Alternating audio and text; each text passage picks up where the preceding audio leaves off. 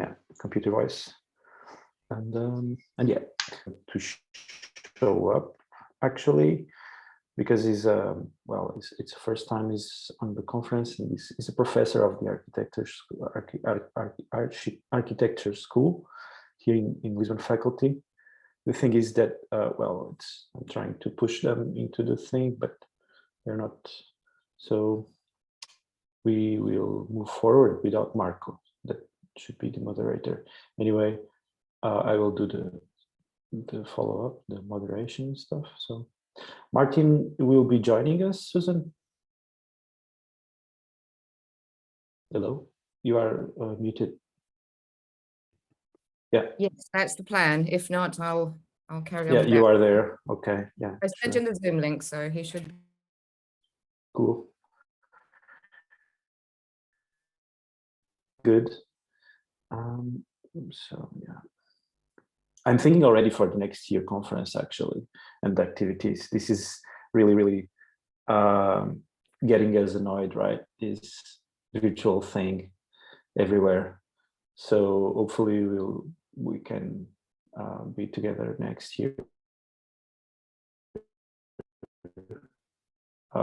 So people are traveling, but it's quite random, and sometimes they have these cuts, right? So it's not linear.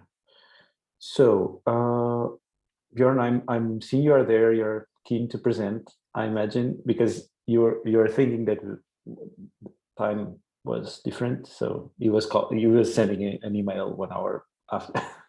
Yeah, I woke up really So early just to be in time.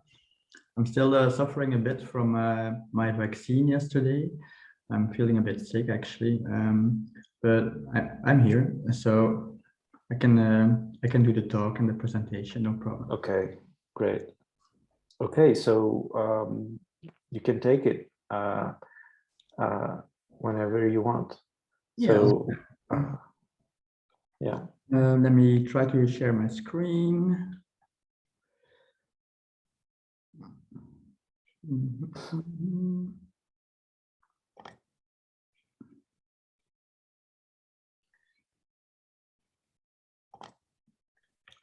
Here we go.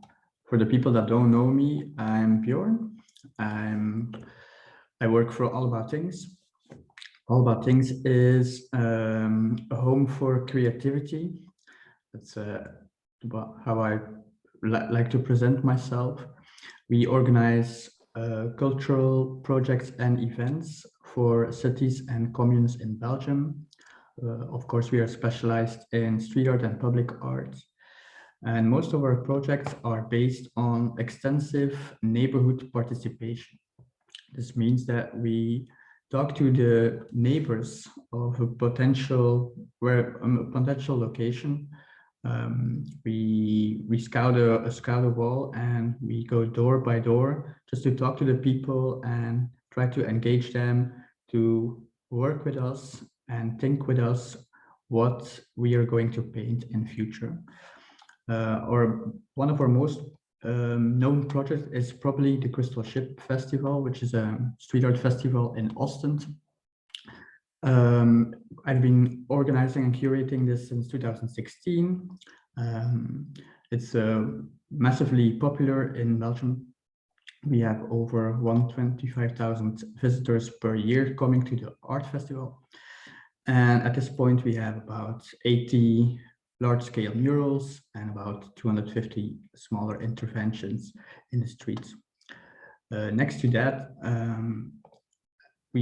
I also came up with a brilliant idea to open up an art gallery amidst the pandemic last year in October, which is called Ruby Gallery.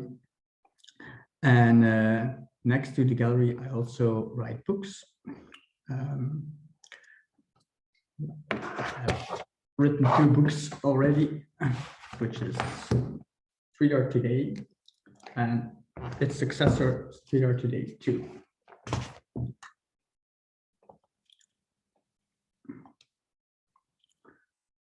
Let me try to get to present the screen up. Okay.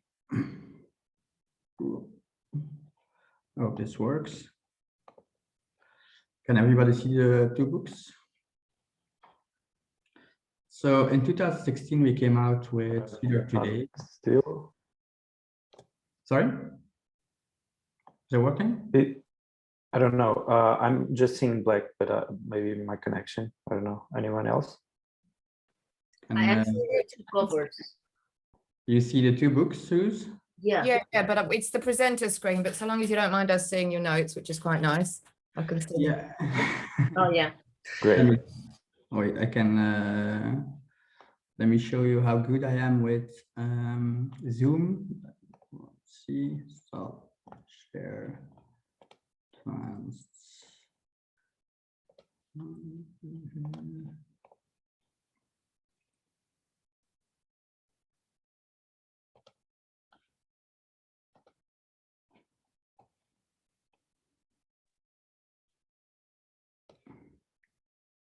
I think this is better. Is this better? Yeah, okay, good. So in 2016, we came out with Street Art Today. And this first book, which is on your left hand of the screen, first book was in what was already set to become a series of publications set out to retrace the history of art in public space and present the 50 most influential artists of that time.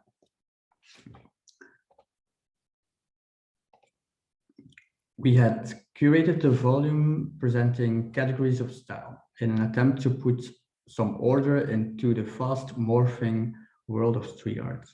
Categories such as abstract, figurative, realism, urban interventionism, and so on. Even when writing that first text, it was very clear to us that these artists and these projects and the speed of the changing environment around us made it nearly impossible to document exactly. The pace of evolution, making each pinpoint of time sprint away before we could finish any sentence. 3 years on, and we continue the conversation. And in this edition, we are very happy to put forward some new thoughts, projects, and artists that represent what we see as growing trends, as well as some obvious thematics that we feel are important to discuss and talk about. The past few years has seen a rise, in my opinion though, of socially engaged art, with many artists across all style genres giving their voice, sometimes their screams, to raise awareness of climate change, immigration policy, gender inequality, racism, violent governments, and so on. The rise in artists engaging in projects working directly with the community, often through not-for-profit organizations, is also important to note. And we firmly believe in the power of public art to enable communities to engage in a positive change. When crafting the selection, we also find it important to address the question of gender inequality in street art. And unfortunately, in most creative networks. Though founded in notions of democracy, the street art world is no exception to inequity. And even if you choose to promote a higher percentage of female artists, then would typically be shown, women remain underrepresented in this field. And I think it's important today to recognize this point, not in a voice of anger or defeat, but rather in celebration all those brilliant minds that are creating these environments, or open a discussion for gender equality for artists and audience alike. Technology is also considered an important element of public art. Today, with accessible new gadgets popping up everywhere and super fast programs being developed worldwide, artists are playing more and more with installations, projector mapping, interactive artworks, and digital tech. Not only does it open the doors of creation, but also our ability to disseminate works globally. beautiful thing to be able to see the latest walls in Istanbul, the biggest pieces in Rio or in Lisbon, or the most hidden ephemeral works. And it's a bit frightening. However, we see that artists sacrificing creativity for the ego game or the cheap likes. Social media is growing to become both innovation's best friends and creativity's worst enemy. As street art is being slowly absorbed into academia, with accredited university degrees being promoted, endless studies conducted on urban visual history, we see more and more artists bearing higher education degrees. Street art continues to grow and evolve towards a legitimate art form, far from the grit and glamour of the American tagging crews from the beginning of graffiti that people still associate with public art or street art. As more and more university-trained artists become actors in the urban landscape, the diversity of the group grows, and with most creatives not bearing a pure street body of work, the lines increase to blur between contemporary art, street art, or design. Commercially, international street art festivals become longer standing, better organized, and highly sponsored. Simultaneously, public funding becomes more and more focused on community identity and creative placemaking. And today's street art is more educated, accepted, and more popular than ever, but in some cases it is being unfoundly appropriated, unjustly exploited, cleaned up, toned down, auto-censored, commercially focused, and dryly institutionalized, which leads me to the question if street art is still street. And with this question, I would love to open up the debate. Thank you. Thank you, Bjorn.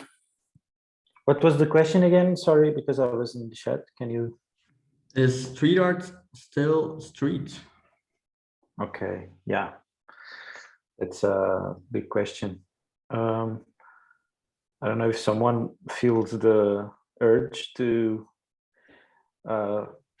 in the morning, talk about this. I know that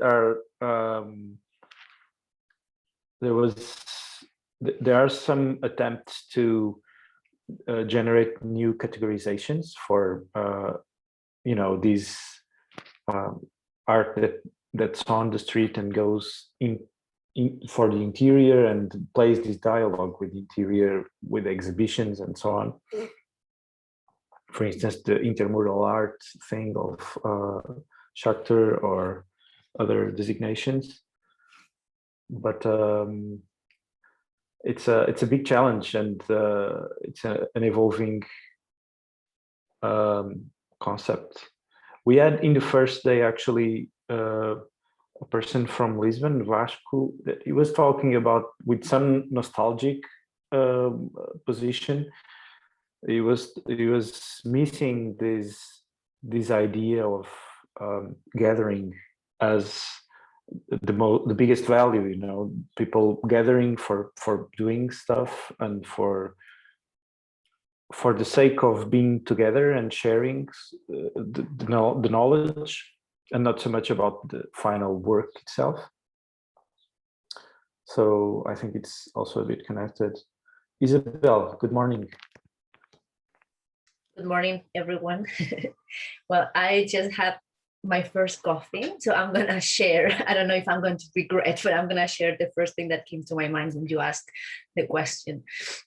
So I think the big difference, I guess, is with the murals, because when I think of street, since that is the term that you proposed, when I think of street, I think of like ground level, like the level of the passerby. And I guess with murals, you don't actually come across something, discreetly by chance. It's more like a kind of panoramic landscape. So I would say that the words that I would associate with mural is panoramic, landscape, public space in the term of, in the sense of internet. While street for me, it's something small that you come across while walking. You don't have to go like this, right? So that would be for me the main thing, you know, like muralism, maybe it's not a street anymore in the sense of a street like passerby ground level. And maybe the other interventions that are more contextual are still street. That would be my first thought. I don't know what you guys think. Yeah, I think it's true, and I think, for instance, usually there's, I think what's happening on the street, it's being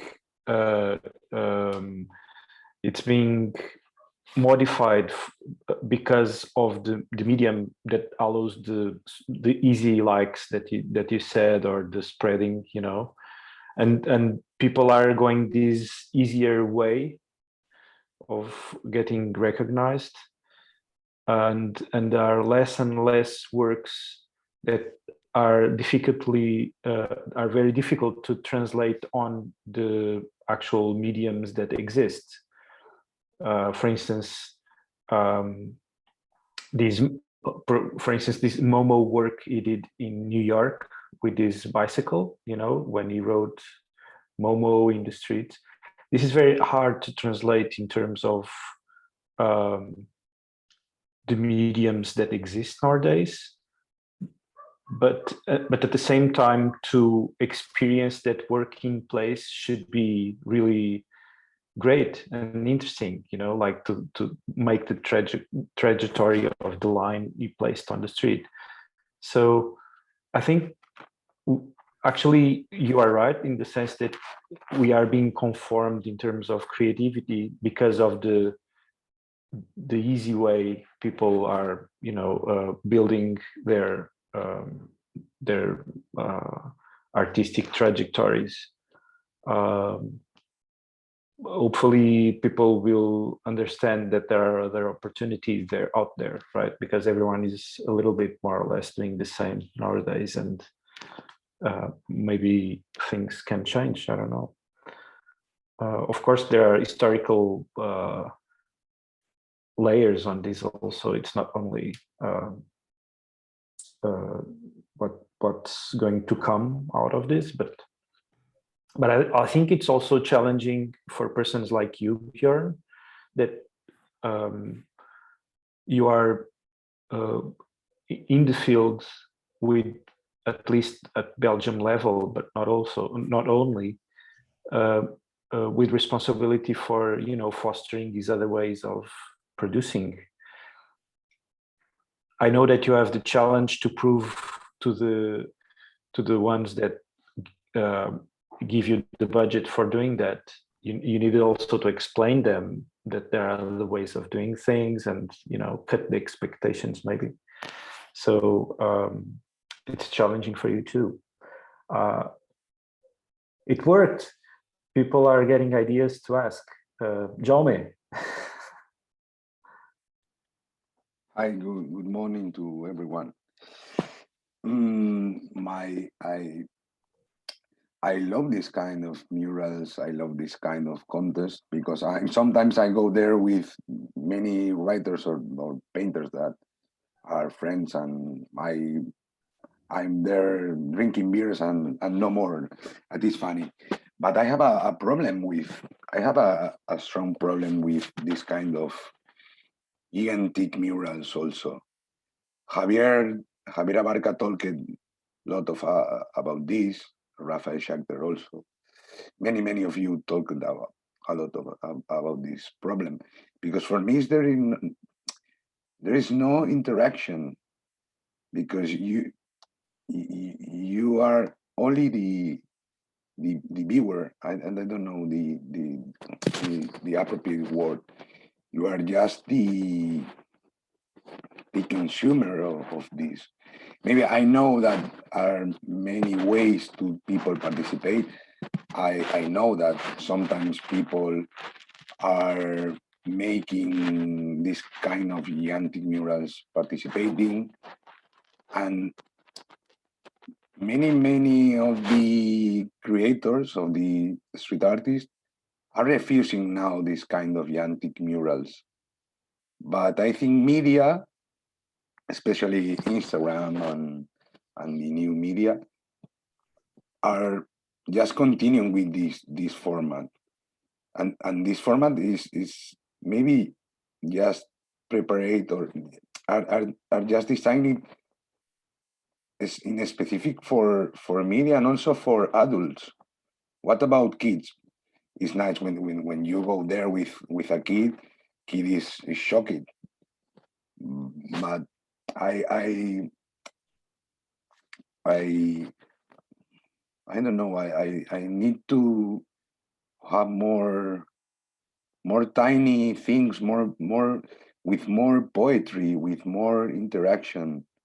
It's the same idea that Javier talked many times about, and I love it.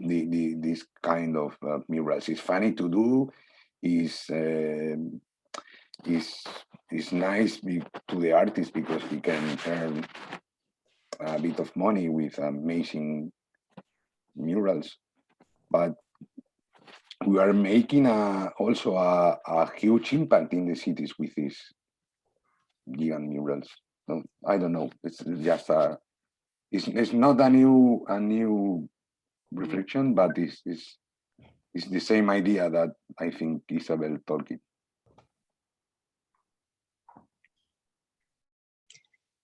I also agree with Isabel and every one of you. I just wanted to add that although these murals talk less and less about the streets, they talk about city policies and the view of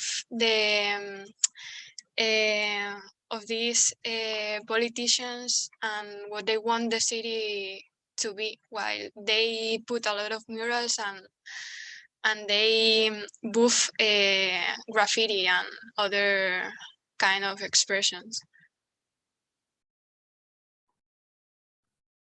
Yeah, I think, well, it's not linear, but I think there's this clear tendency for a long time now.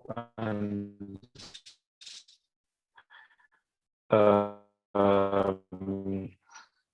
although one thing, the tendency goes in this direction of not giving space, I would say.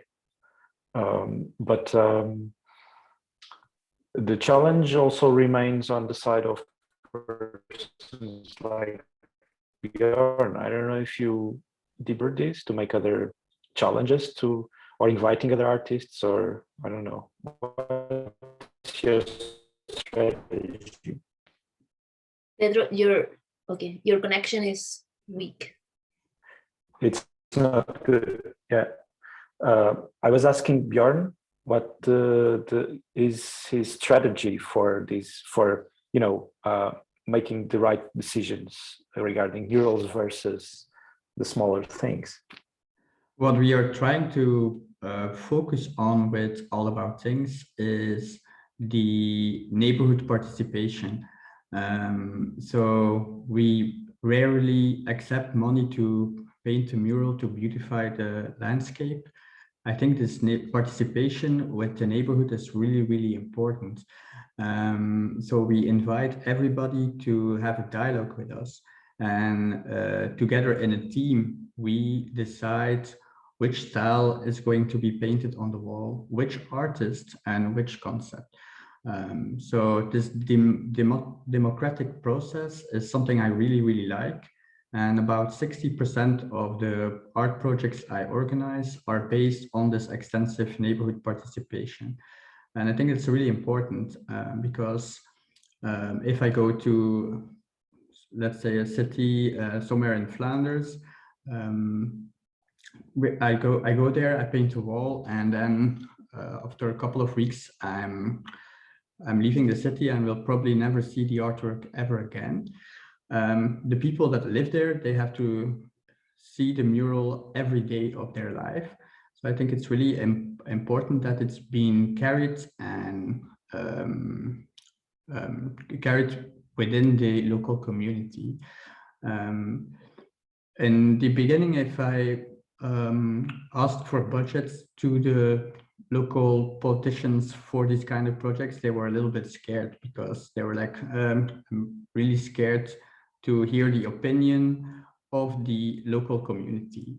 But nowadays, and of course, our portfolio helps with this. Even politicians see that talking to the local community is the best thing to do.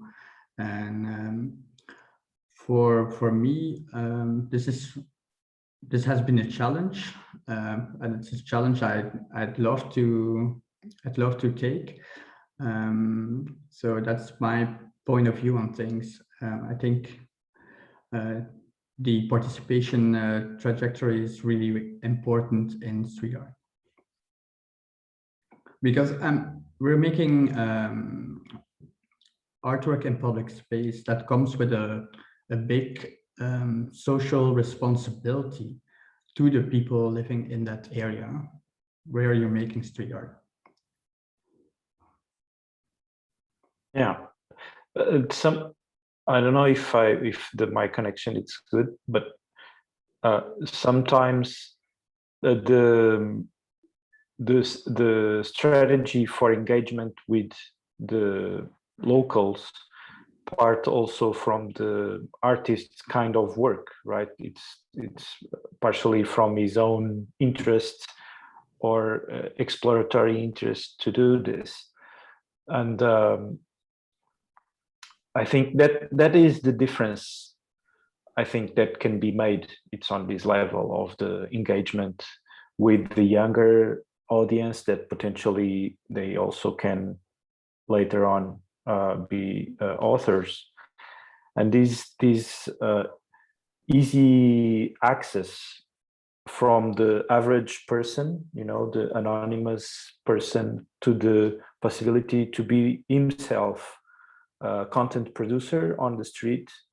It's something that's being lost with the dimension of the thing, and I think it's a bit the responsibility for us all, and also for the artists, to be aware of this, right? So it can be more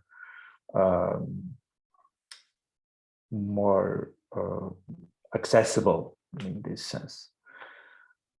But we also all agree that maybe when we are looking to opportunities for doing something, and we have the opportunity of not doing anything or doing big murals, we will grasp the opportunity for doing big murals and expect that from there we can also reach the other. But sometimes this is leading also for a dead end, in the sense that we are not managing to give reply to this need for these smaller interventions and this accessibility for the everyone. So, and sometimes, for instance, when looking at your books or the great works and artists that are there,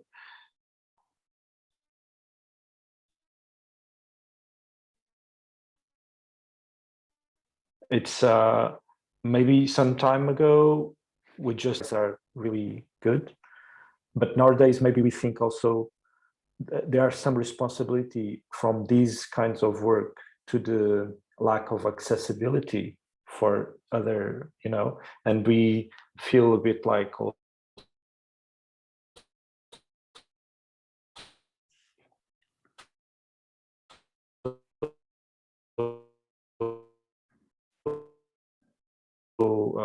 responsible for this, and with somebody in practice. And for instance, Nuart, the next project that will be presented by Susan, I think, they are also trying to do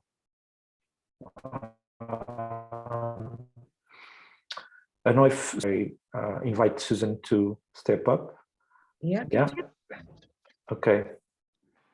No worries. Hi, everyone. I think I know a lot of you, and I Thank really you. wish we were in Lisbon.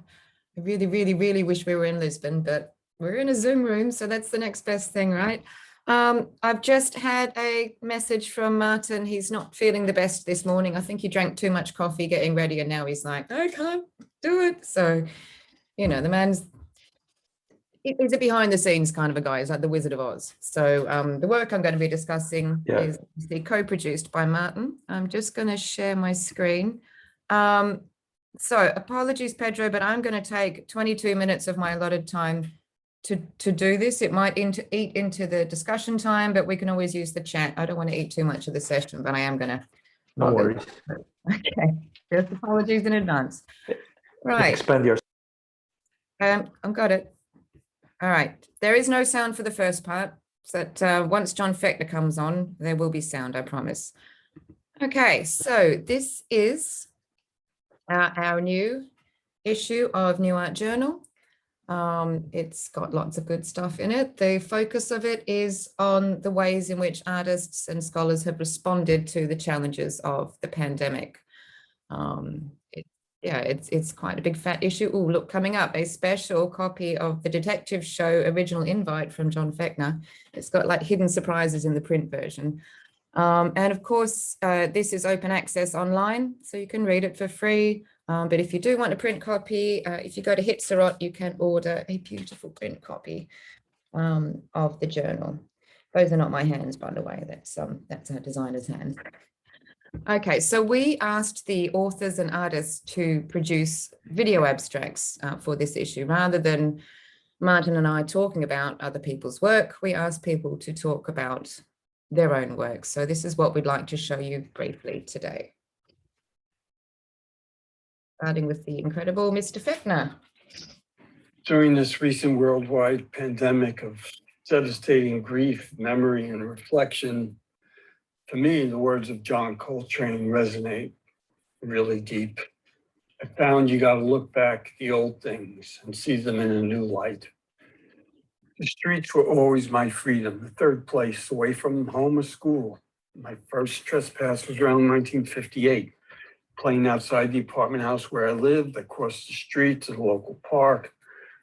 I went to Sunnyside Yards, where there was a small plateau of trees and Mother Nature known as Rabbit's Island, in the middle of one of the largest railroad yards.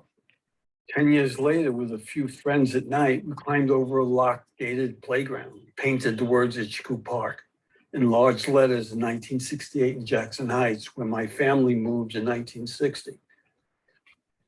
Ormond Park was just a concrete asphalt park. It was my home base for experimentation for many years. Art, sports, relationships, friendships. The show was a temporary community-based project. Outdoor art, artists, friends, fun for all the ages. That's the way I did it. I organized it in 1978.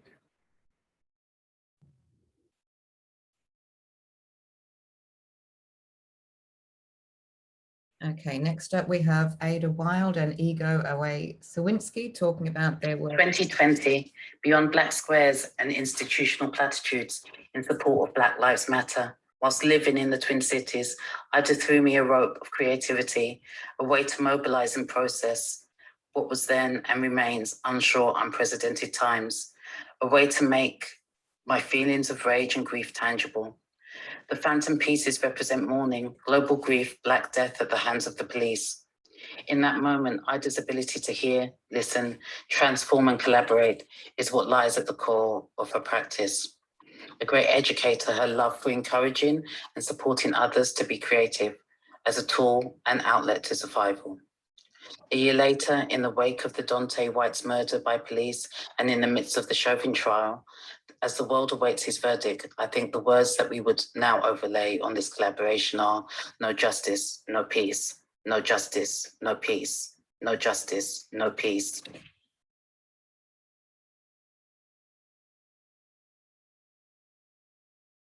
Next up, we've got Minna Valchaka, who many of us know. The rather unreal circumstances brought forward by the global pandemic ushered us to seek novel methods to recreate connectivity and solidarity through arts. When travel bans imposed by the governments halted international art events and exhibitions worldwide, the importance of the possibilities provided by the digital solutions were highlighted. These new technological advancements, such as three-dimensional high-resolution rendering and work-specific soundscapes, have increasing potential to build towards enhanced immersiveness and international interactions. Hence, I was intrigued by this multi-sited cross-cultural exhibition, Disconnect, organized by Sony Projects and Hong Kong Walls, first in London and later in a locally adapted form in Hong Kong, complemented by permanently available online displays.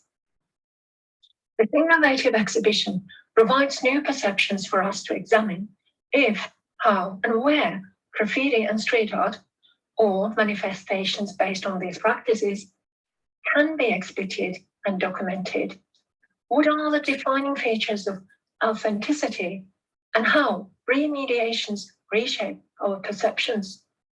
What kind of possibilities for reconnections, interactions, and layers of immersiveness future exhibition projects might provide by translating the tangible yet transient art exhibitions into the intangible but more permanent ones online?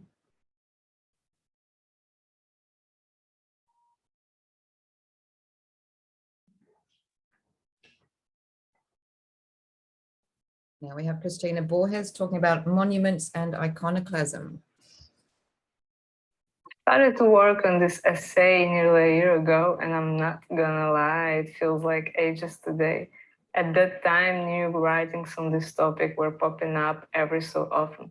Now, in a cold light of day, I think we can finally make some conclusions. What was of interest to me is iconoclasm since 1950s. The point when the spray paint replaced the penknife in the hands of the person defacing the monuments. It doesn't mean, though, that iconoclasts abandoned traditional means of rope and hammer. Yet since 1950s, new tools have been invented, and consequently, the very idea of iconoclasm shifted away from the concept of total erasure to overwriting. I propose you to look at 4 tools or technologies that help to shape totally new approach against the monuments: spray paint, skateboard, projection mapping, and drone. At the very end, I've tried to imagine the future of monuments, and it seems like entering the virtual domain is most possible scenario for it. And here, when we come to the hacking as a potential form of iconoclasm, because our society is constantly changing, but the monuments are meant to stay unchanged. It is just a matter of time before someone would want to tear them down. Come to think of it, the subject of this essay may fit very well within the theme of lockdown. Lockdown as a restriction policy for people or community to stay where they are. If we look at this stay where we are from mental perspective rather than physical one, this is exactly what most of the monuments are all about. The values that remain frozen in time, the small mental lockdowns within the flow of changing beliefs. About contemporary iconoclasm and much more, you can read in latest Nuart journal lockdown edition.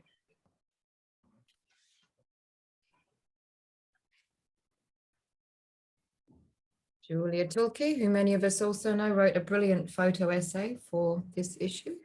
Hi, everyone. This is Julia Tulke speaking, proud member of the Nuart Journal's International Advisory Board and an even prouder first-time contributor. My piece for the lockdown issue is a visual essay that reflects on a particular development that I noticed and documented while I was visiting my hometown of Berlin during the summer of 2020, which is DIY political banners on buildings. Now that in and of itself isn't something particularly remarkable. In fact, in Berlin, banners are a very typical sight on the facades of what we might call disobedient buildings, squats, occupations, autonomous house projects, and so forth. What was remarkable was that in the context of the pandemic, these DIY political banners suddenly started to appear on the balconies and windowsills of private apartments and residential buildings, where they came to stage a kind of stay-at-home protest at a time when embodied political mobilization was largely suspended. These banners articulate demands for horizontal solidarity and mutual care, most often through the ubiquitous slogan, "Leave no one behind." They speak out against the European border regime and racist violence on the global as well as a national scale, and so many other issues. And these banners do all that at the very place to which most people found their lives confined in 2020, and some still do, the home. As mobile artifacts of protest that rhizomatically occupy the urban landscape, dispersed yet interconnected with one another, this form of political expression is, I argue, uniquely of the pandemic moment, but it also gestures beyond it towards the possibility of a return to embodied forms of protest and solidarity.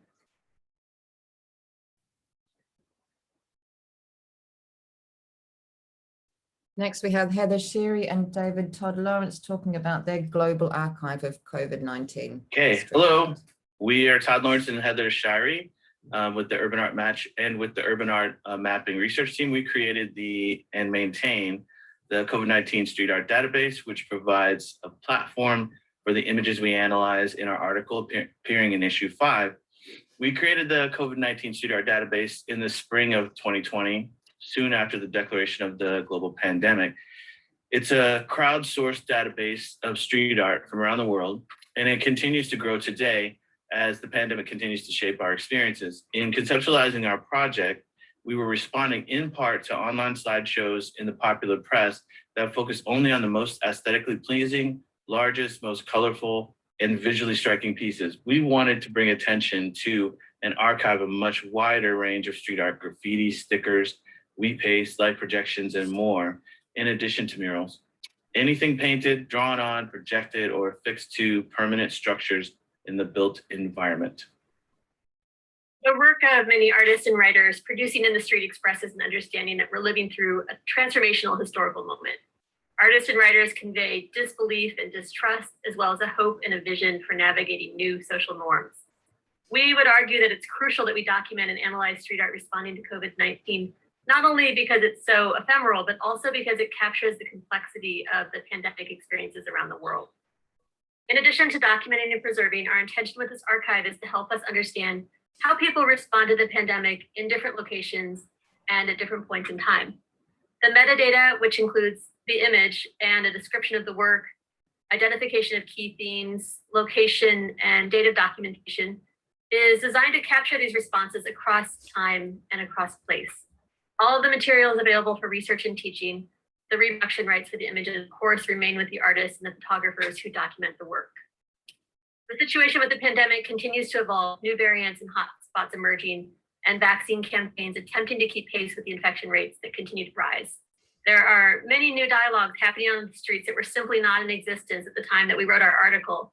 For example, graffiti, stickers, murals, and wheat paste about vaccines are popping up around the world right now as vaccine rollouts are happening, for example.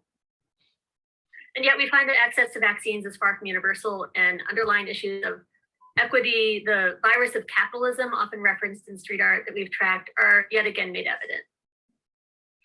And it's important to mention that our ongoing research focuses also on the George Floyd and anti-racism street art database, which we started at the end of May, early June of 2020.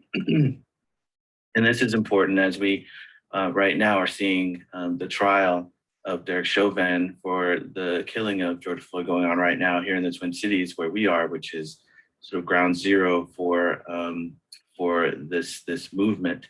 Both these databases are connected in the kind of concept of the two pandemics, racism and COVID.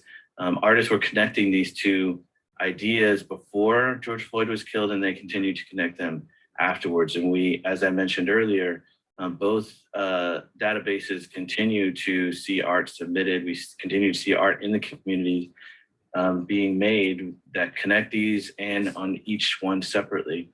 It's important that we emphasize that this project is a crowdsourced project, and so we rely on the public to document these pieces, and we invite our readers and everyone out there to help us to continue to document art, which continues to come up in the community and is an important part of this ongoing conversation, ongoing debate, ongoing discussion about these two pandemics, and really also about sort of seeing a world that we would like to see. So we thank you for reading our article, and we invite you to help us to continue our work. Thank you. Thank you.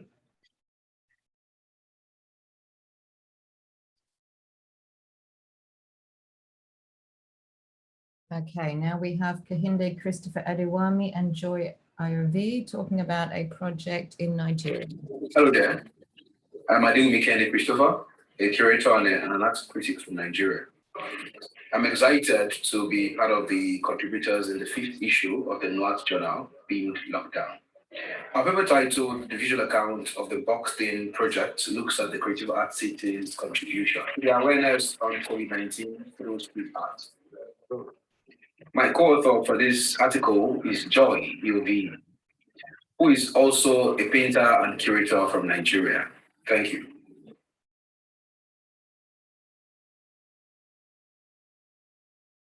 And now we have Uli, who many of us know, talking about Richard Hambleton, Basquiat, and Keith Haring going over. Hello, I'm Uli Blanchet, art historian from Heidelberg University. My latest new art essay deals with involuntarily shared walls, Keith Haring's illegal street interactions with Basquiat, Richard Hambleton, David Wojnarowicz, and Alex Valauri in the early 1980s New York City. Haring, Basquiat, Wojnarowicz, and Valauri all used their figurative signature tags, both in an additive as well as a modular way. They all interacted with Richard Hambleton's Shadow Man. Nevertheless, such interactions were not always desired. Hambleton sometimes removed the interactions of others. Today, many paint because they have time during lockdown and the corona epidemic. In early 1980s New York, people painted on shared walls as if they didn't have much time left. A few years later, most of the artists dealt with here in this essay were all dead because of the AIDS epidemic or of heroin. Oh, such a depressing ending. Oh, okay. So we're nearly there. Enrico, who I think spoke on Friday, has contributed a very interesting essay. Lydia and I have commented for the Nuart Journal a recent trademark case involving pest control, Banksy organization. Pest control had registered with the European Trademark Office, the EU Trademark Office, a trademark incorporating the flower thrower artwork, which was originally painted in various locations by Banksy, including in Palestine in 2005. So Pest Control obtained a few years ago this trademark registration on the flower thrower. The registration, however, was challenged by a card company on various grounds. At the end of the proceedings, the registration was cancelled by the office, so it was a defeat for Pest Control. And by the way, this is not the first time Pest Control is involved in a trademark legal action. This happened 2 years ago in Italy at the Court of Milan, and there Pest Control prevailed in an urgent action, legal action against a Milan museum, which had organized a Banksy exhibition, unauthorized Banksy exhibition, and also sold merchandise incorporating various trademarks owned by Pest Control. But why does Pest Control start legal action, or anyway is embroiled in legal action on trademarks, but not copyright, because one may think, look, these are artworks, and therefore copyright should be available to be enforced.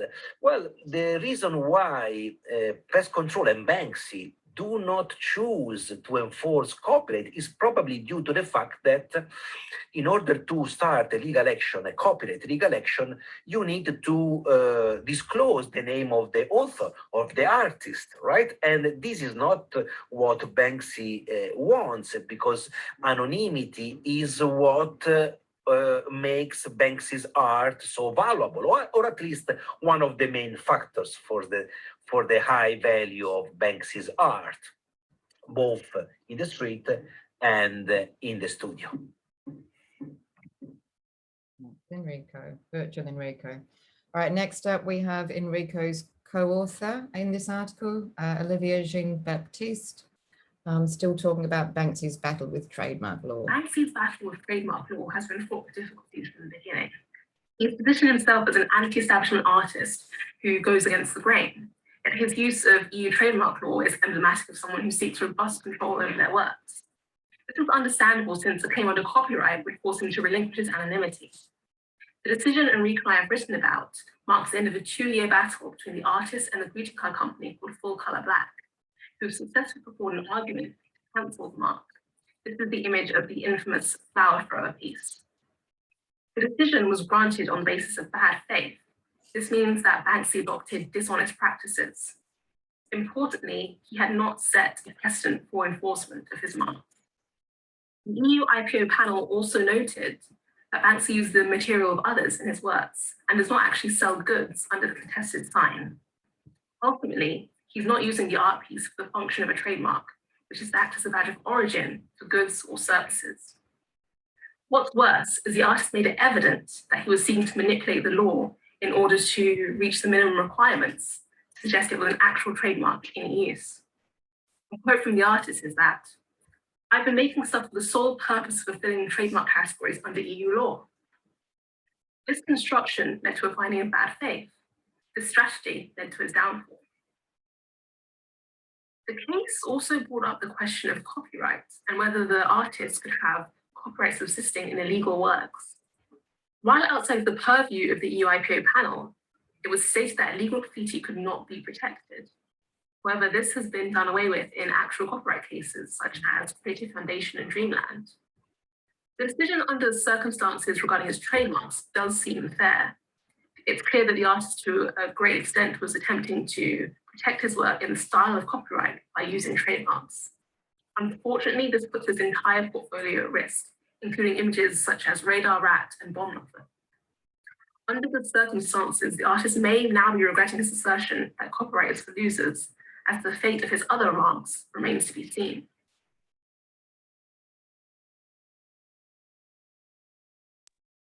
Susan, how are you in time? Can I just skip to the last one? If we like. Actually, I'm going to play you a little bit of Laura's because this is an article on indigenous street art, which is important. Probably not exist. This exist if it wasn't for the lockdown, because this is the result of hours spent watching the online Assemblea Mundial por Amazonia, which is something that probably would have done if it wasn't for the lockdown. And also they would have organized that form online. And also for the topic about indigenous urban artists and the artworks, which are all related with the preservation of the environment, the exploratory forms of consumption by Western societies, and the need for the recognition of other cosmologies, which I think are all topics related with the situation that we are facing now in the pandemic. And finally, I promise you, Pedro, I'm going to stop in 60 seconds, but this next one is our first dual language article published in English and Spanish from María Fernanda López Jaramillo. Hola, soy la doctora María Fernanda López Jaramillo desde Guayaquil, Ecuador. Mi paper, Chapeteo, aquellos episodios de la gráfica urbana que preferimos olvidar, será parte de este número 5 del Nuart Journal. Estamos muy contentos en Ecuador de que se haya podido visibilizar la cultura del chapeteo, un tipo de escritura y una gráfica orgánica que ha nacido en esta ciudad, hija de la migración, hija de las nuevas tecnologías y adicionalmente de ciertos cambios históricos y políticos que ha tenido mi país. Desde el movimiento de graffiti ecuatoriano estamos contentos de ser parte de la revista. Quiero agradecer a Caos de la Infamous Club, que me apoyó con la información y los diversas entrevistas con la gente que hace chaqueteo de primera, segunda y tercera generación. También quisiera dar unas gracias a todos mis traductores, a Nelly César en México y a Damián Rosero en Ecuador. Muchas gracias y que disfruten el chapeteo, la escultura de calle, cultura de Ecuador. Seguimos haciendo calle. Okay, and that is the collection of authors and artists who contributed to this volume. I'm just going to leave that slide up for a second. We do have a call for papers for the next issue. The deadline is October the 1st. We encourage academic articles, also visual essays and more experimental writings, interviews, book reviews. There's a broad number of ways that you could contribute to the journal. So yeah, drop me a line if you're interested. Sorry for eating so much time, Pedro. No problem. It was good to see faces to some of the names that also submit to our journals in the previous editions. So it's interesting to see. It was good. So I don't know if someone have some direct question at this point to Susan. If not, they also have chat and, you know, the ways of contacting. Susan will be around also because she will be moderating next panel. So I'm here all day. I'm here all day. I promise. This is my Saturday. Great, thank you. And then, so I will ask Jaume to show us the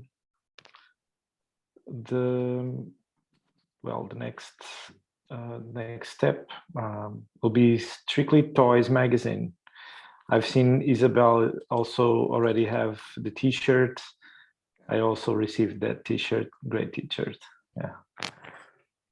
Thank you. So let's go to sharing my screen because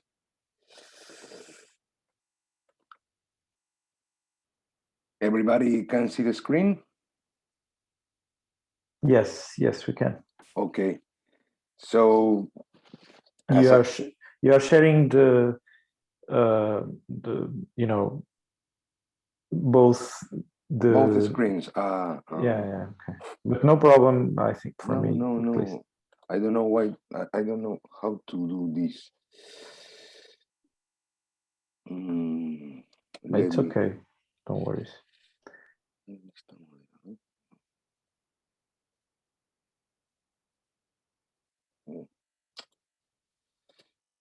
Let me see. Oh, I think it's down in the presentation mode.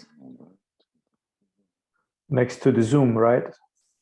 Yeah, maybe it's due to the Zoom. I think it's the bottom part. Bottom right of the screen. Yeah, bottom right. Exactly. Next to the slider, next to the. Yeah. No. Perfect. Yeah, because the problem is that I work with two screens. So this is the small one and you are now seeing the big one. Okay. Don't worry, it's my Tell us about this challenging project. Yeah, there is this Toyz. Yeah, crazy. Yeah. So as everybody knows, I'm Jaume Gomez and I belong to Indage as same as Mafo Lopez Jamaramillo that appears in the screen with the previous Susan presentation, and also with Isabel and many researchers from Spain. And since 2015, I'm doing this magazine. Let me pass the image. So I started with the issue 1 with my own photographies about experiments, bad graffiti drugs and toy graffiti. And after that, I launched issue 2 with many collaborators. And this year, I launched the double number, Strictly Toyz 3.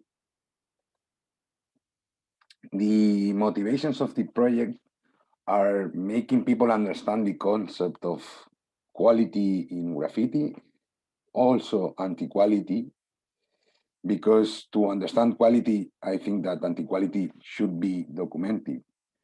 Also to understand the subculture or actual or nowadays post-subculture structure, maybe it's interesting to analyze this kind of infra-graffiti and toy graffiti actions.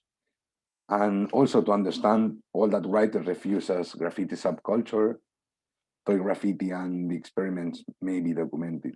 And I have also another aim, and for me and for many other researchers as Javier Alberto and many others, the low quality graffiti actions sometimes has more real magic, more flow than common graffiti traditional actions. This is the pyramid structure of prestige, this kind of interpretation of the subculture and post-subculture structure. And the toys, the rookies, are the basement of the structure. So for me, it's really interesting to document what the toys and the rookies are doing, because it's the basement. Street Toys is based in a anti-photography or anti-quality photography concept, because it's I made the project started with an unconscious and amateur photography practice, and maybe after that I developed some skills, but I still doing many shots in a conscious way. Many of the shots are direct and are opportunity photography, because they are sometimes taken on my own graffiti missions or my own urban walks, and sometimes are premeditated sessions of shooting graffiti around the cities. And one of the basic concept of these shots is to document that no one seems initially interested in. These are my three main tools: Hansen, Olympus, and Hansen Kodak, and maybe one of my favorite tools are smartphones, because I can carry and I can shoot maybe not magic photographies, but nice photography. Nowadays the archive has more than 5,000 photos, and every day is increasing, because every day that I made a work, maybe I can shoot 2-3 photos. And these are the different contributors: Emil, Daniel Magraner, Otzi, Filosofía Callejera, Lucas Sanchez, and many others contribute to make this amazing photo archive. The contents are divided in three typologies: teen young girls writing, adult writing, and toy graffiti and infra writing.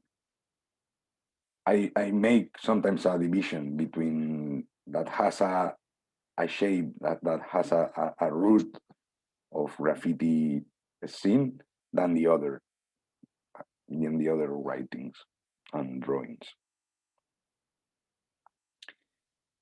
And the layout style is maybe a punk style, not is a real nice European style. Is more has a punk shape.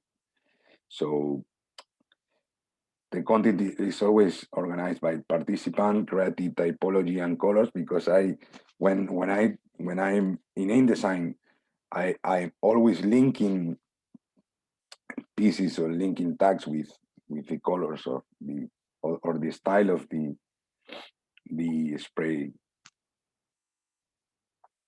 And this is the content. urban writing landscapes. Everybody has a mix of drawings, tags, testimonial writing, initials, insults, drawings, symbols.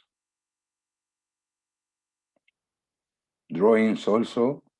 The common link is also the bad quality. This is a spray can and unicorn fulfilled with pennies and many other writings above. Street poetry and messages.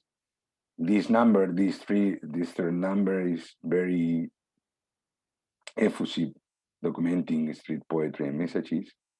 It's real people know real people. Love yourself. Fuck Instagram. You are crazy tonight.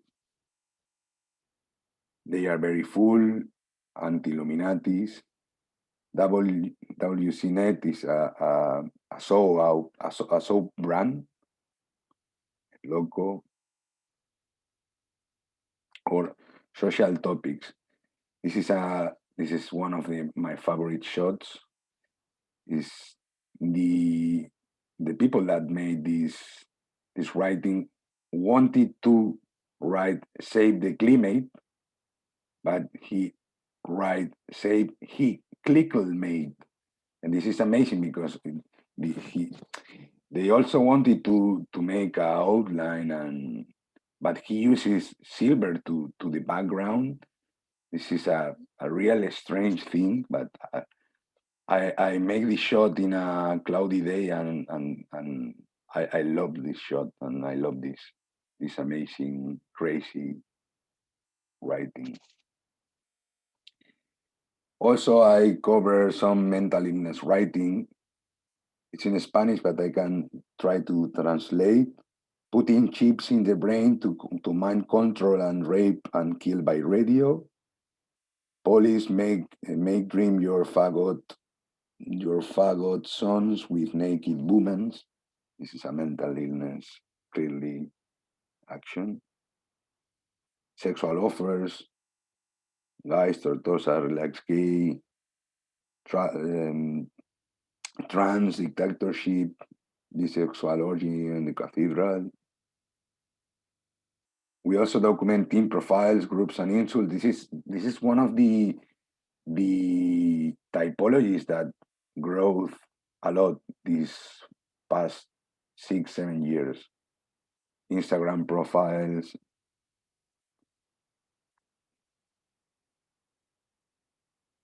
We also cover testimonial writing because this kind of tag, Maria Rispa 69, is amazing. I love it. Alvaro, Kevin, many names or even pre-written names like this. Mr. Chris, Watson, initials, Thomas Ear was here, Vicente, and tags like this. This is a 1994 tag that was made in my own village near Valencia, Spain. And it was made by a girl because this is one of the 4 tags in the same wall, and all of the tags are made by girls. No one of these girls continue writing, but this is amazing tag. I love it because it's the style is amazing. This Y like a Poseidon arrow, the A, the double S is breaking in the middle, and the fulfilled with stars. I can't think in a better tag today. And this kind of tag linked us with all ancient tags of punk scene in Amsterdam, for example, or maybe sometimes in a Philly tags or New York Hansen tags. This is the most interesting way of understand the culture, this cultural heritage and media heritage that everybody share, and this is the roots that when people write appears. also many tags. In the left, we can see tags with crowns or referring as a king, and in the left and the right, we can find tags ended with an arrow. David ends an arrow, ergo it's an arrow. Many tags. All of them are made in a black color. Tags like this with a real punk flavor, Angel or Cobain. And also outlines, not full-filled pieces.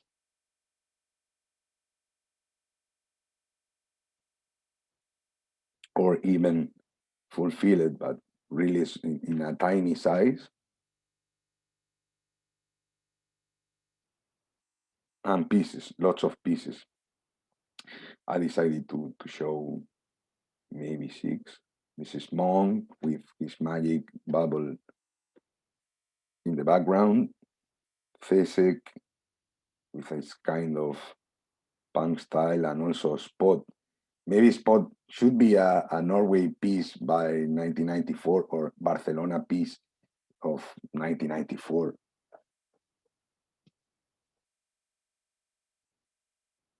Pieces like this, Oops Up, Paddy Way.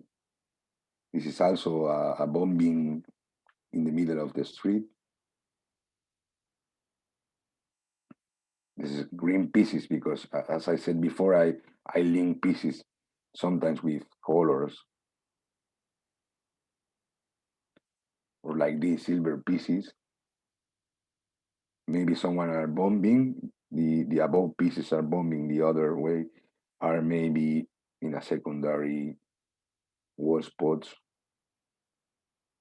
But everybody can link the piece of above in the right hand with trains of 1995 of Gap Crew in Belgium, or some feelings of pieces about Hornet in 1993 or something like that. There are many links between bad graffiti and the graffiti that we love and respect.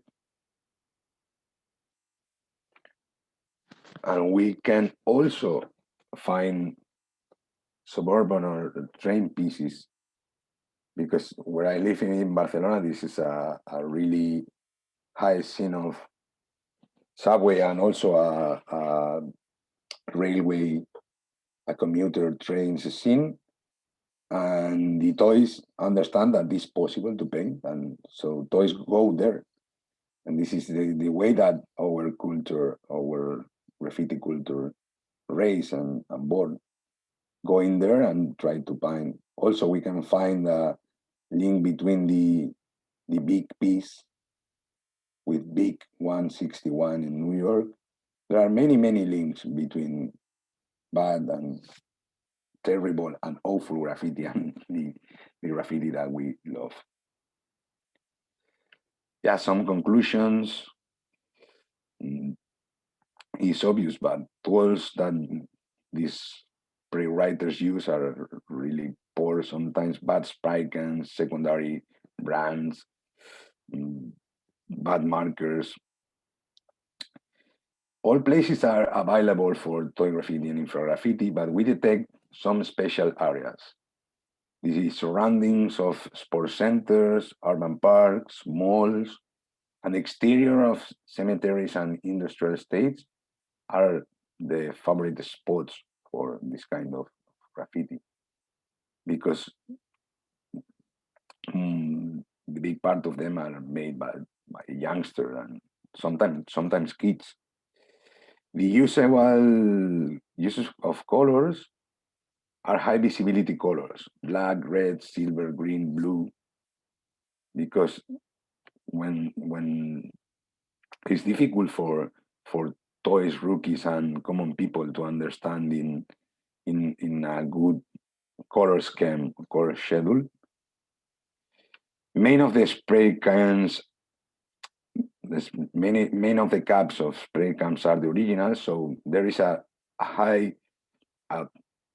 huge different kind of shapings, different stroke styles, and usually the strokes are eroded sometimes or are overlapping. This is a kind of prohibited thing in graffiti subculture, no? To overlap the strokes. This is the main stroke are the best. And so, as I said before, we detect a growth of women involved, especially in street poetry and testimonial writing. And just to end, what can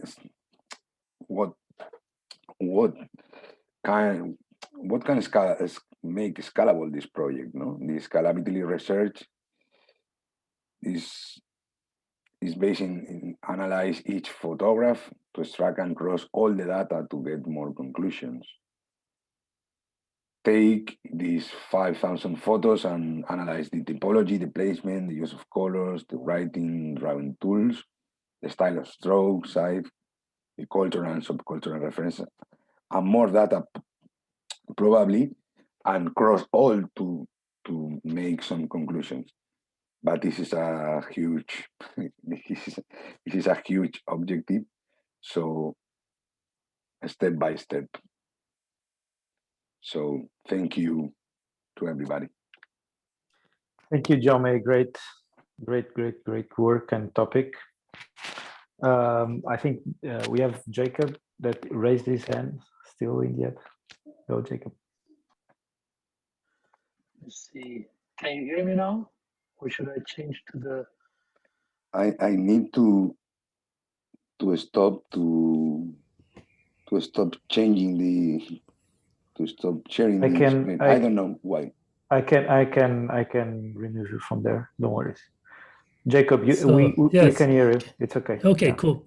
Yes, thank you for an interesting presentation, and I've had the Strictly Toyz as a concept looking at it, but I haven't looked at any of the issues yet. But I enjoyed this project, and I had kind of several different terminology questions. Perhaps it seems that you use the term toy a little bit unconventionally or slightly metaphorically in a sense, because at least for me, and I think for many of us who come from the style writing hip hop graffiti, the toy is somebody who's trying to be a part of that tradition but fails or are a beginner, an incompetent or inexperienced or incompetent writer, as I think it's defined in Subway art. But many of these, at least two of the categories are not people who have any pretensions to participate in the style writing tradition. It's more the longer graffiti tradition of Latrinalia, which has been documented for a long time. I was wondering, so that was one. And then the infra is what you called infra writing. It's more what I would say is toy writing. I just wonder about that concept a little bit. I found it interesting. So that was kind of two questions / reflections. In fact, I made a kind of mix, because I know that I mix toy graffiti and I mix infra graffiti. It's more related with Latrinalia and tradition of writing and testimonial writing. So the problem is that I made a huge mix, because it's a punk spirit project. So I made a melting pot. So the common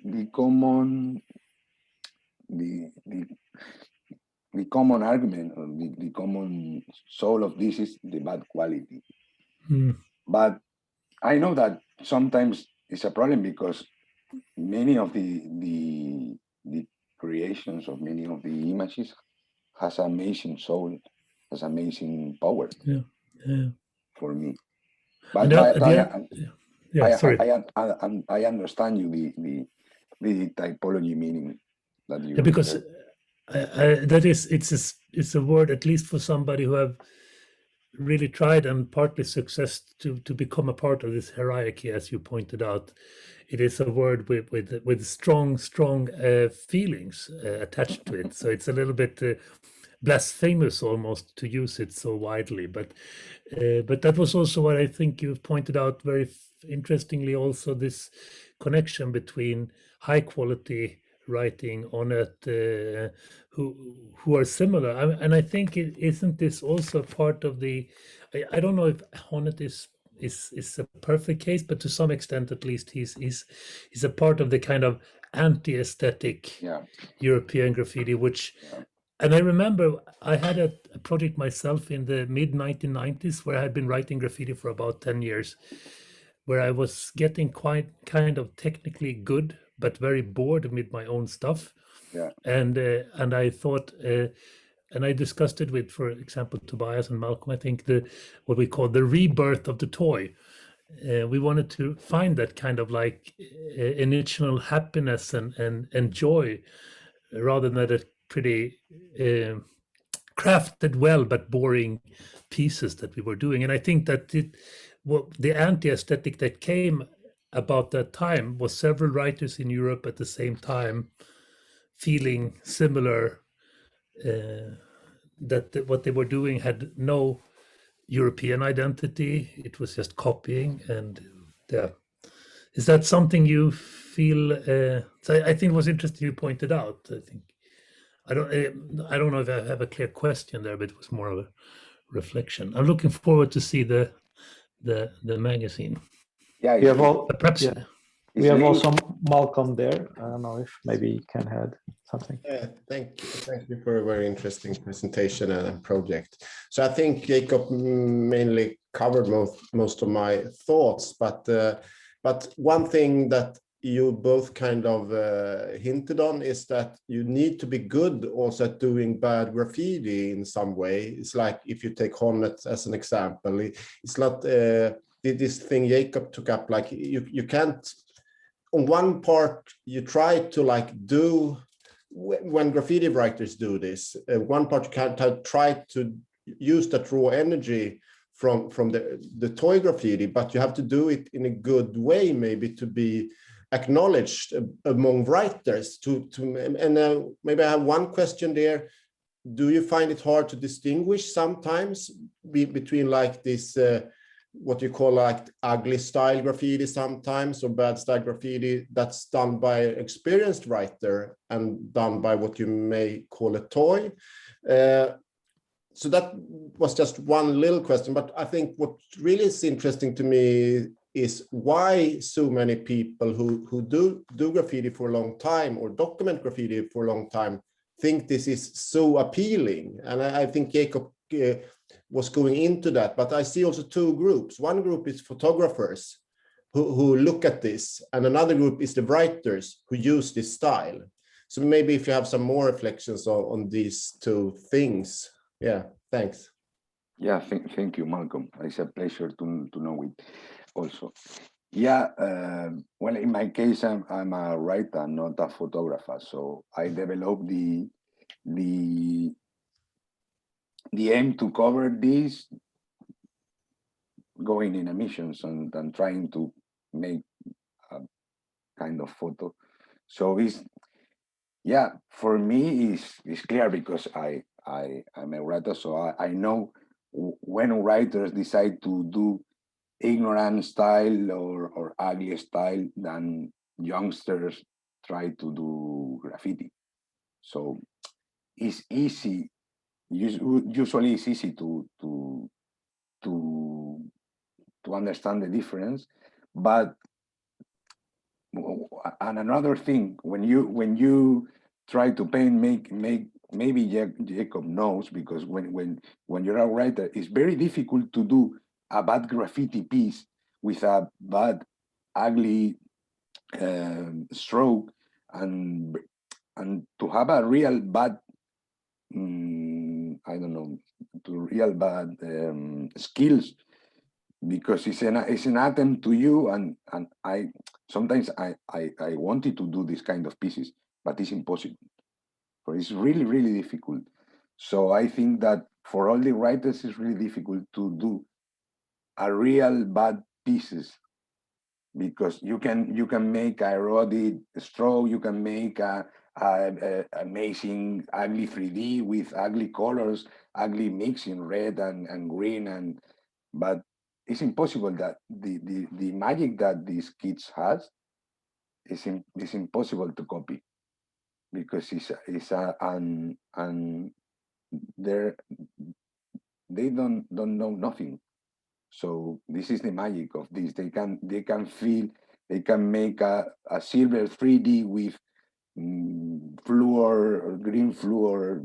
They has own and personal solutions, that because sometimes they just have two colors or one color. I'm not sure if I made appropriate answer.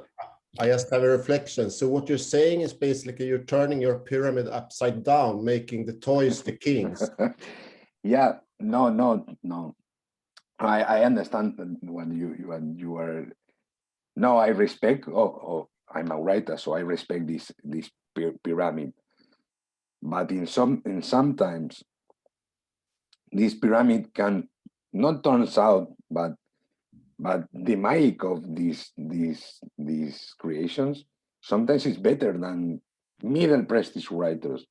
So in my common opinion, I did pieces in the past, and maybe I can do a piece in August that has low soul than some of these pieces that made kids. Because I think this is a particular criteria. I think this is not a common writer criteria. I mean.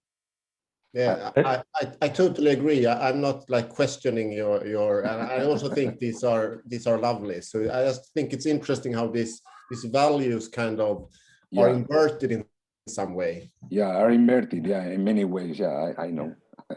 I'm just there's Jacob and Isabel also, but I will ask for very short interventions because we are getting a bit off schedule. Okay, so I will have a very short one. Just considering what we're talking is also relating to the style writing tradition. Is that the concept when we talk about ignorant or anti-aesthetic in the New York context, which is much more traditional in many senses, they talk about this as Eurotrash, and which I find interesting, also, which should be something that could be considered within this project. So, that was enough for me. Yeah, I totally agree. Yeah, we have Europe has his own soul, and Eurotrash is one of the landmarks of us, the Eurotrash, because this is the way that we love Inupié, we love Ribe, we love many writers that always break the rules of the style. Isabel. Okay, very briefly. I was just wondering whether the more it is proportional, the new interest, at least I'm talking about my personal journey, because more and more I'm more interested in this kind of graffiti rather than any other thing that is happening in the street.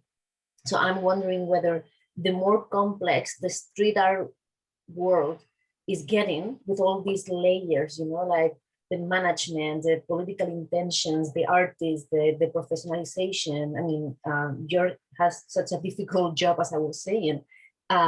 The more appetite there is for this kind of so raw, direct, and intentional proposals in the street.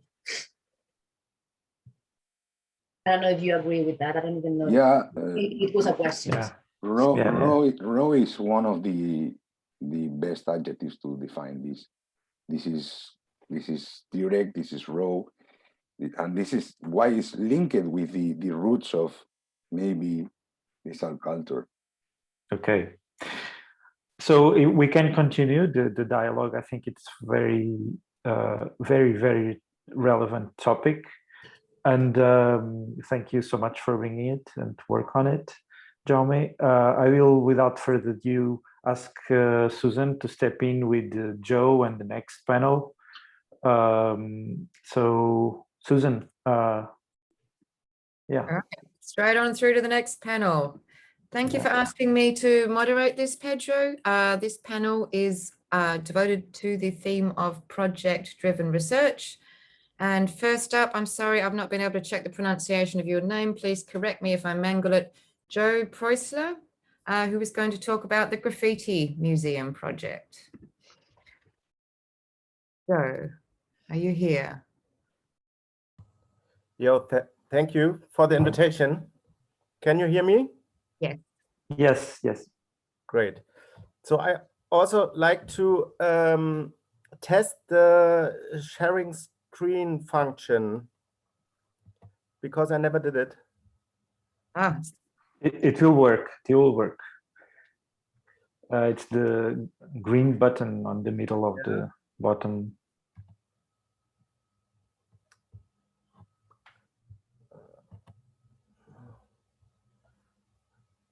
Is it possible to show the browser window?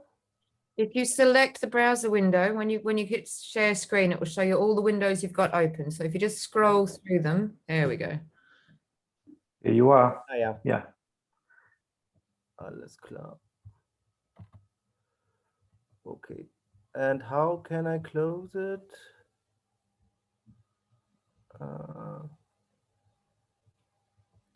We are just seeing whatever you are showing there. Okay. Now you closed. Now I'm out. Yep. Okay. So I like to introduce our group called Graffitimuseum. This is the name of an artist collective which is running by Aljoscha Begrich, Stefan Reuter, and me, and we has been researching graffiti as an aesthetic and social phenomenon since 2001. Of course, the name is a paradox and program. There is no house made of stone and no collection. Maybe the city itself is the museum.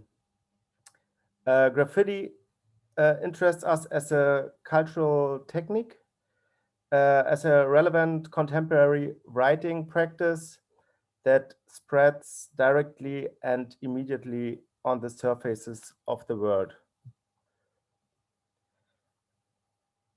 And it's also changing the surfaces, and it's itself subject to constant change. Graffiti serves as a projection screen for us to understand our times and the blueprints by which we live.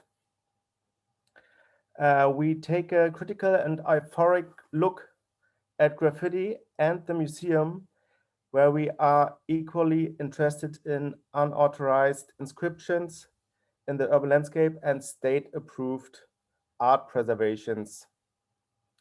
The precarious position between art and commerce, gentrification and exclusion, photo opportunity and vandalism, recognition and appropriation makes graffiti a mirror of many debates in urban society. Even more, graffiti always actively inscribes itself and thus become an active part of these discourses. Public reading and collective interpretation have always been a central focus of the artist collectives project. So the Graffitimuseum appears in city walks, happenings, and discussions in theater and performance projects, exhibitions, and urban games. There are two big fields we are working on. It's the work on the material and the work on the myth. The readings of the Graffitimuseum are adapted to the fast-moving and cryptic appearance. The museum's actions and growing departments are temporary decentralized, and often intentionally contradictory. Based on the assumption that graffiti is written, reading seems to be the primary and indispensable strategy of approach. In its work on the material, the museum explored the poetological quality of graffiti. We say graffiti as a total text is the overarching working hypothesis. Decisively on city walks as well as in works for the stage, convenient and speculative readings for this text are developed and tested. A cooking show, How Does Graffiti Actually Taste? A reading of poems consisting exclusively of names, caliber, or a string quartet which plays the passing graffiti as a notation in the S train were possible outcomes. In the series, Scripts of Unknown Authors, we searched for described places in Hanover and developed several theater productions from the found material and the atmosphere of the walks. As an artistic collective which has chosen the name Graffitimuseum, we are less interested in participating in the documentation and historicization of graffiti ourselves. Rather, we want to understand and show how it is done, which patterns, which lines of argumentation, or which basic conflicts create the myth of graffiti. Attempts at definition of all kinds have accompanied the phenomenon since its emergence in the US metropolises from then 40 years now. And the museum comments on and counters this debate with pointed definitions. The juxtaposition of characteristics assigned to graffiti and the detection of contradictions in the numerous definitions led us to permanently changing working theses. For example, the Department for Outer Space is primarily devoted to romantic interpretations of graffiti, which often shows astonishing parallels to mythical and cosmological constructions. The theme of authorship plays an important role, as does the symbolic marking of territory. Last but not least, the museum repeatedly addresses the complex relationship between graffiti and art. Installations such as The Bench, where we simulated the train station as a real-time reading room, or the installation American Graffiti for the Arab Spring, addressed the difficulty of representing graffiti in the white cube. Walks. In their walks, the collective develops techniques of perception and reading for self-commissioned writings and written images. In doing so, the process of reading is never reduced to the writing, but incorporates its context. Can we read graffiti as a script of social processes or as a gesture of occupation, a cluster of one-word biographies, a rush of color, sabotage, or random poetry? Together with the participants, we will examine readings of graffiti. Overriding all of this is the question of a contemporary reading of the total text, as which graffiti surrounds, provokes, and inspires us every day. What does the writing on the wall will tell us about our urban condition and coexistence? So public reading and collective interpretation has always been a central focus of the Graffitimuseum projects. In addition to the varieties of performance forms, it is the practice of walks to which the collective has remained faithful since 2001 and which underlies all of the Graffitimuseum's works. Apart from a casually chosen starting point and the initial question, the productive readers are challenged on these playful strolls. The participants enter the sea of science that the city holds in store. The aim is not so much to decipher the political intentions of the authors, but to transcribe, describe, and interpret the text structure. What is written there at all? To which question and problems of the city do the text refer? So every reading, every association is important and justified. We understand graffiti reading as a self-empowerment strategy, as a starting point to talk about our wishes, desires, and fears. What expression does the urban society give itself through its inscriptions?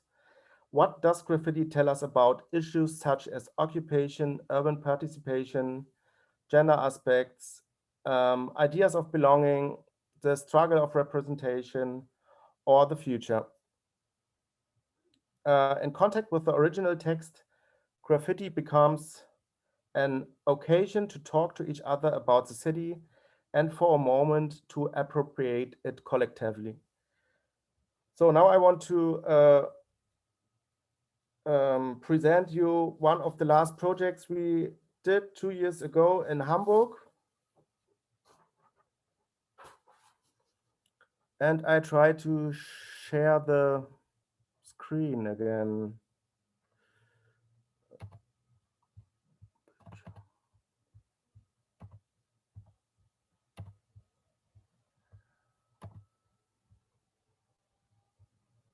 Oh, God.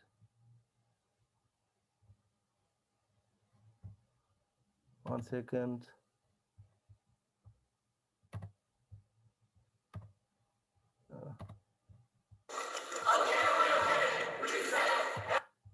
Wait.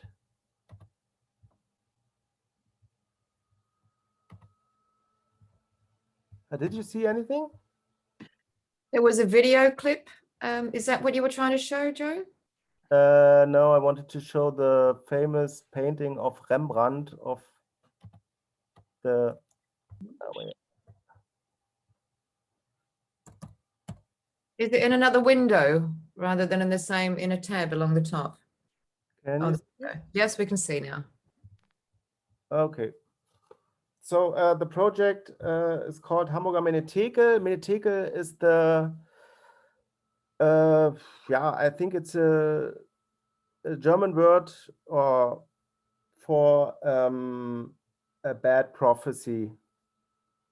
I will explain later where it comes from. In the large-scale reading of the graffiti in Hamburg, we have interpreted the future of the city and explained its most explosive future scenarios. Everyone knows the famous meta-graffiti story from the Old Testament. The Persians are at the gates of the city, but Babylon is considered impregnable. In the palace of the ruler Belshazzar, people are celebrating. Then a mysterious inscription appears on the wall.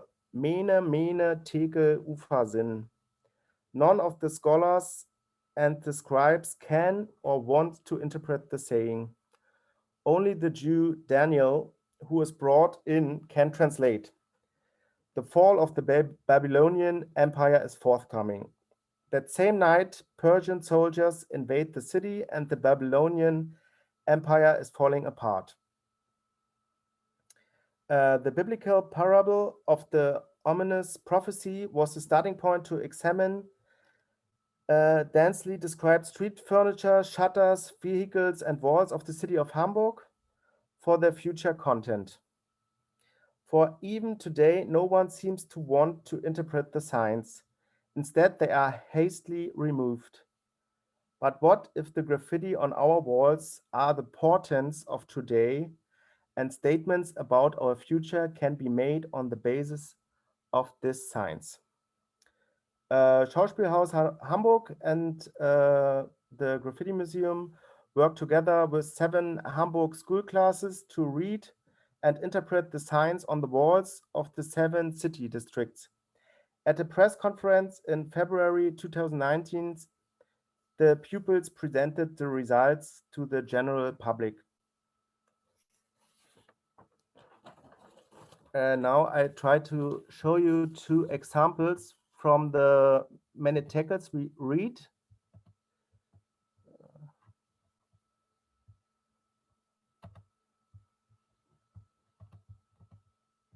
Yeah. So the first one was from the district was it Harburg? This is Harburg. Altona.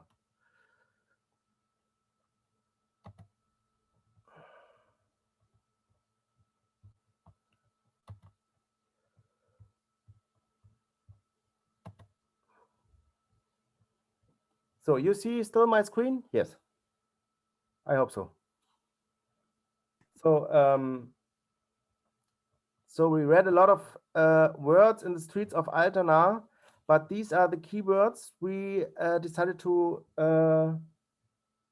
work with. Move soon, kids. Ah, wait, this is the wrong one. Moron, lie.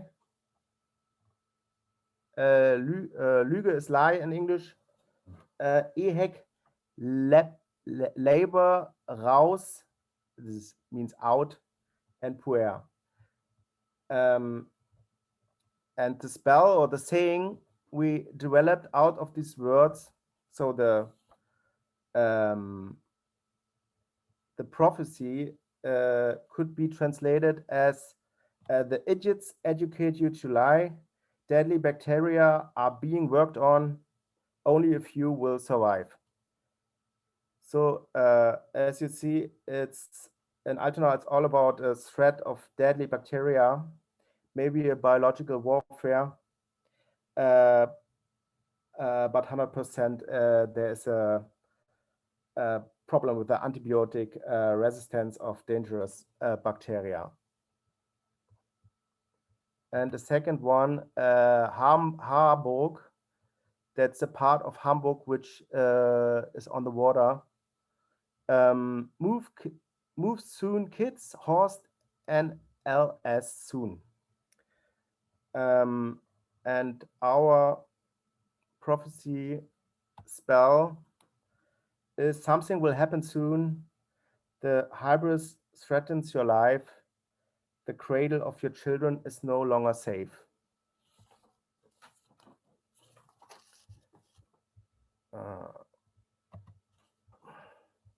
So and now I start a short documentation about this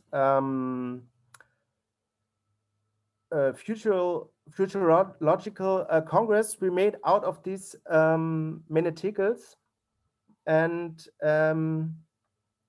I try to show it without volume.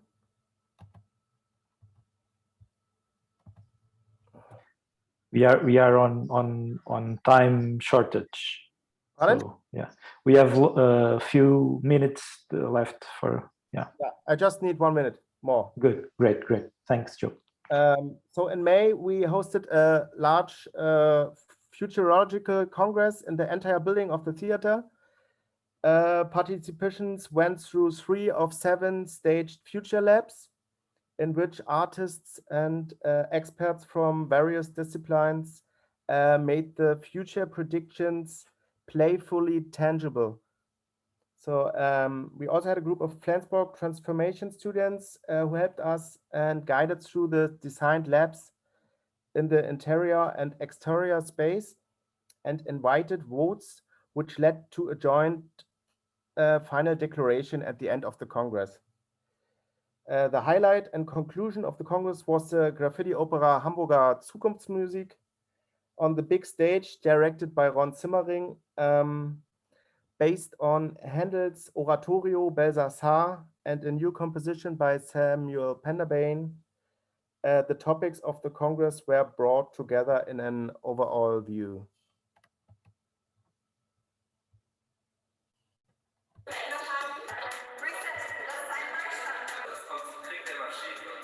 In weniger als 8 Jahren wird die Reeperbahn den Broadway als wichtigsten Musical-Standort ablösen. Wir schauen zu, überall auf der Welt, dass Menschen hungern. Als lokale Herrscher und Besitzer glaubten wir, die Welt in harter Sklaverei niedergezwungen zu haben. Ich war immer sehr zynisch. Jetzt habe ich wieder Hoffnung und Zuversicht für die Zukunft. Ich bin der König von Babel.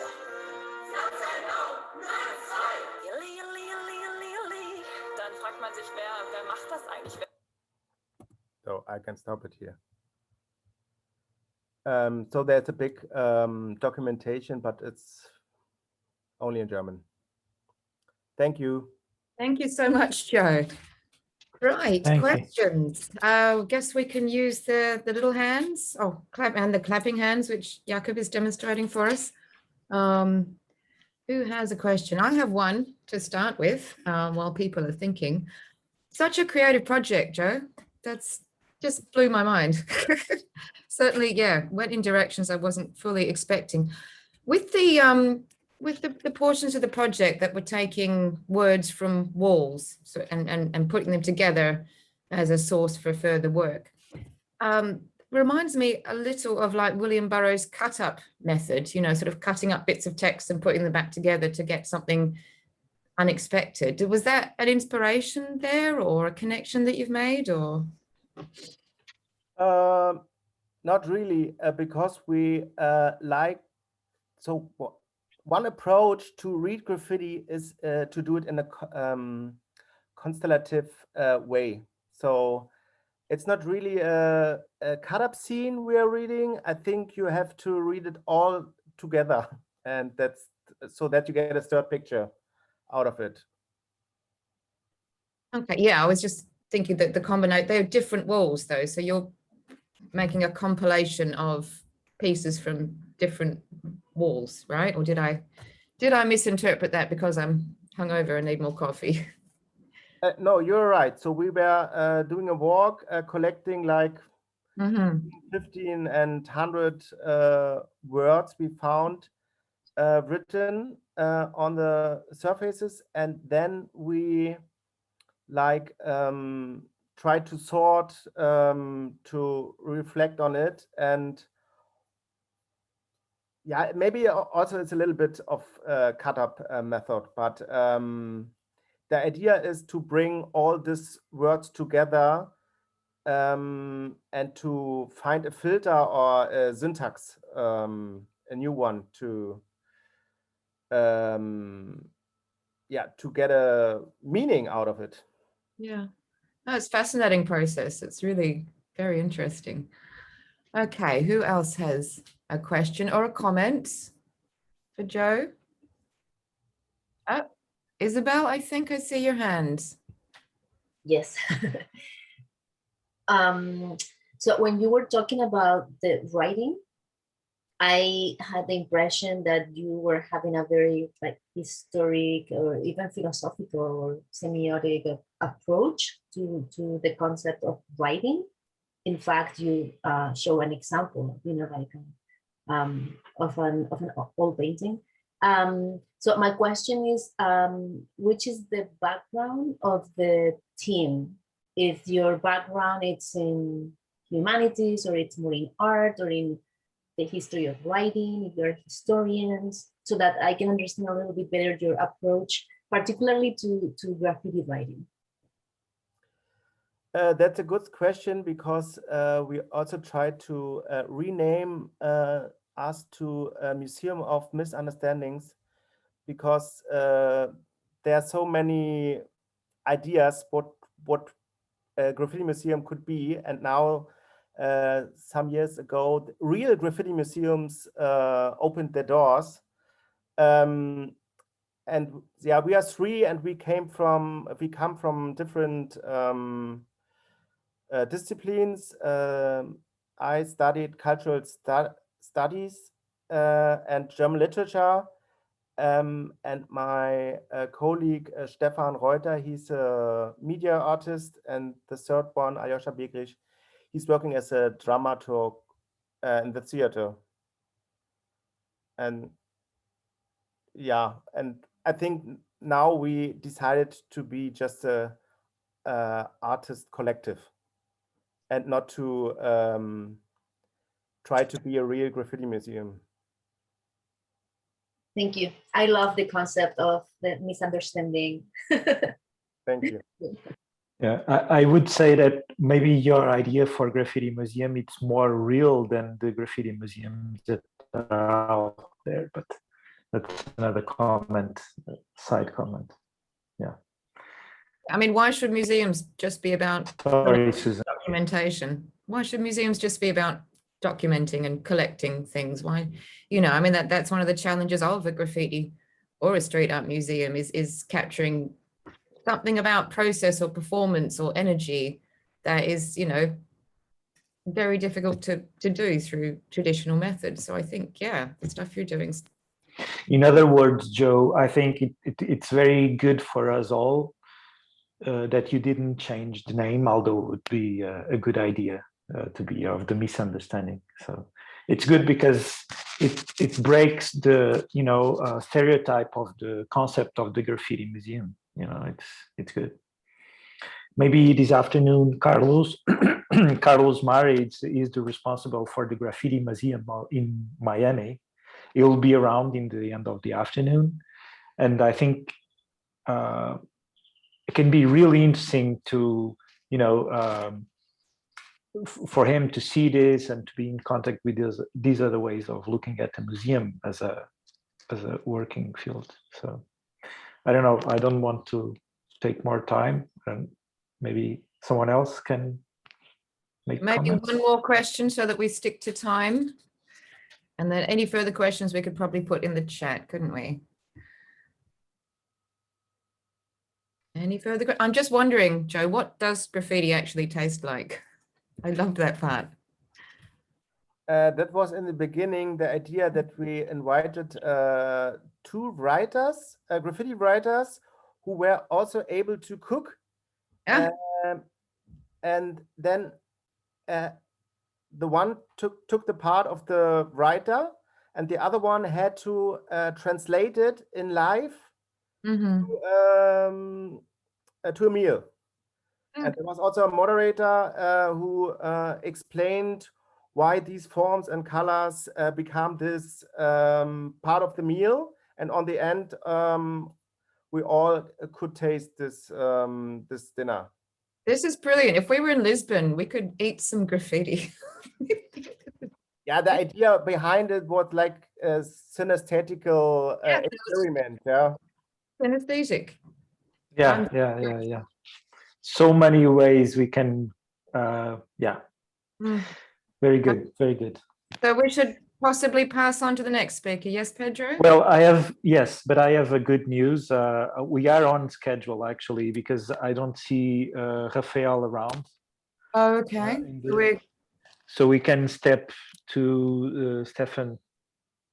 Oh, it's Stephen's turn. Okay. All right. So next up is Stephen Pritchard, who's going to be talking about conversations on walls.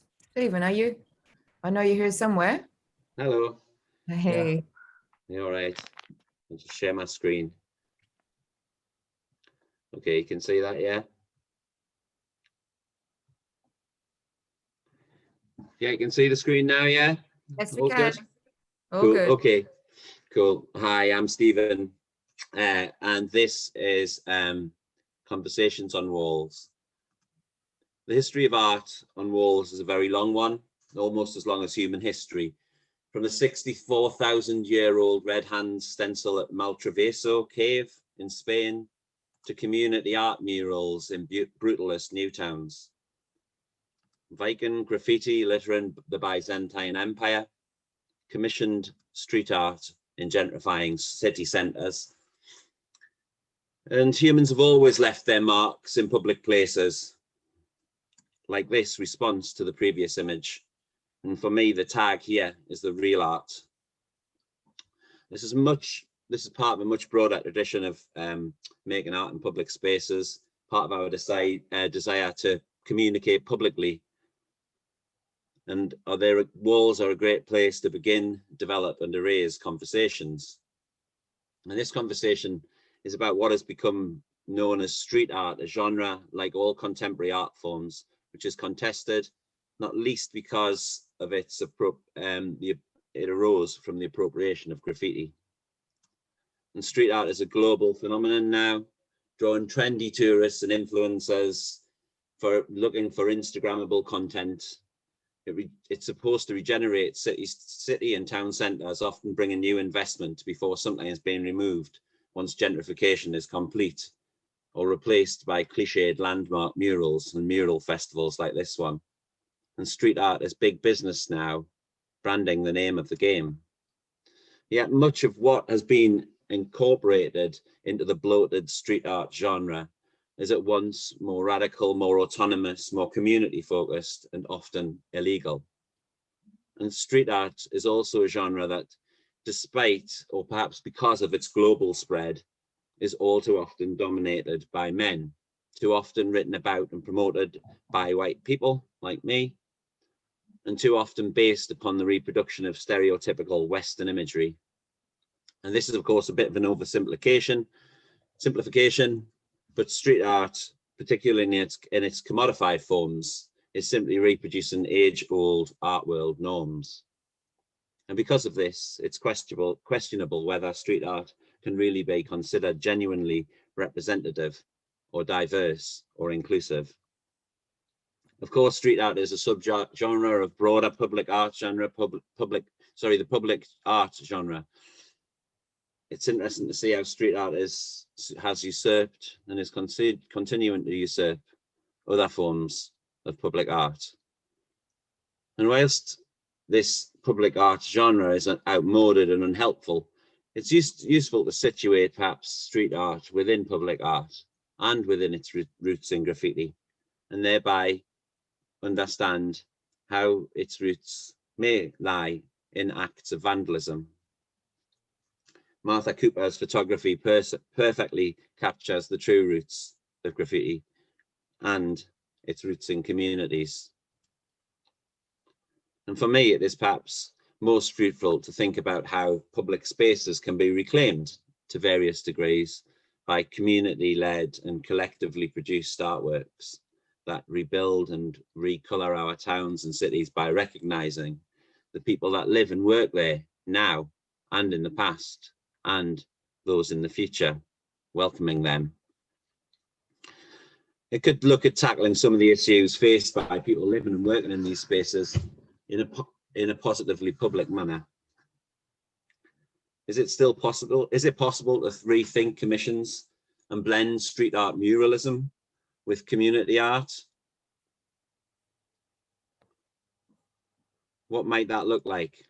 What if these hybrids rejected the white male dominance of street art and community art murals, flipping past inequities on their heads by working with people of color, with women and transgendered people, people with disabilities, and all those others who are othered by us?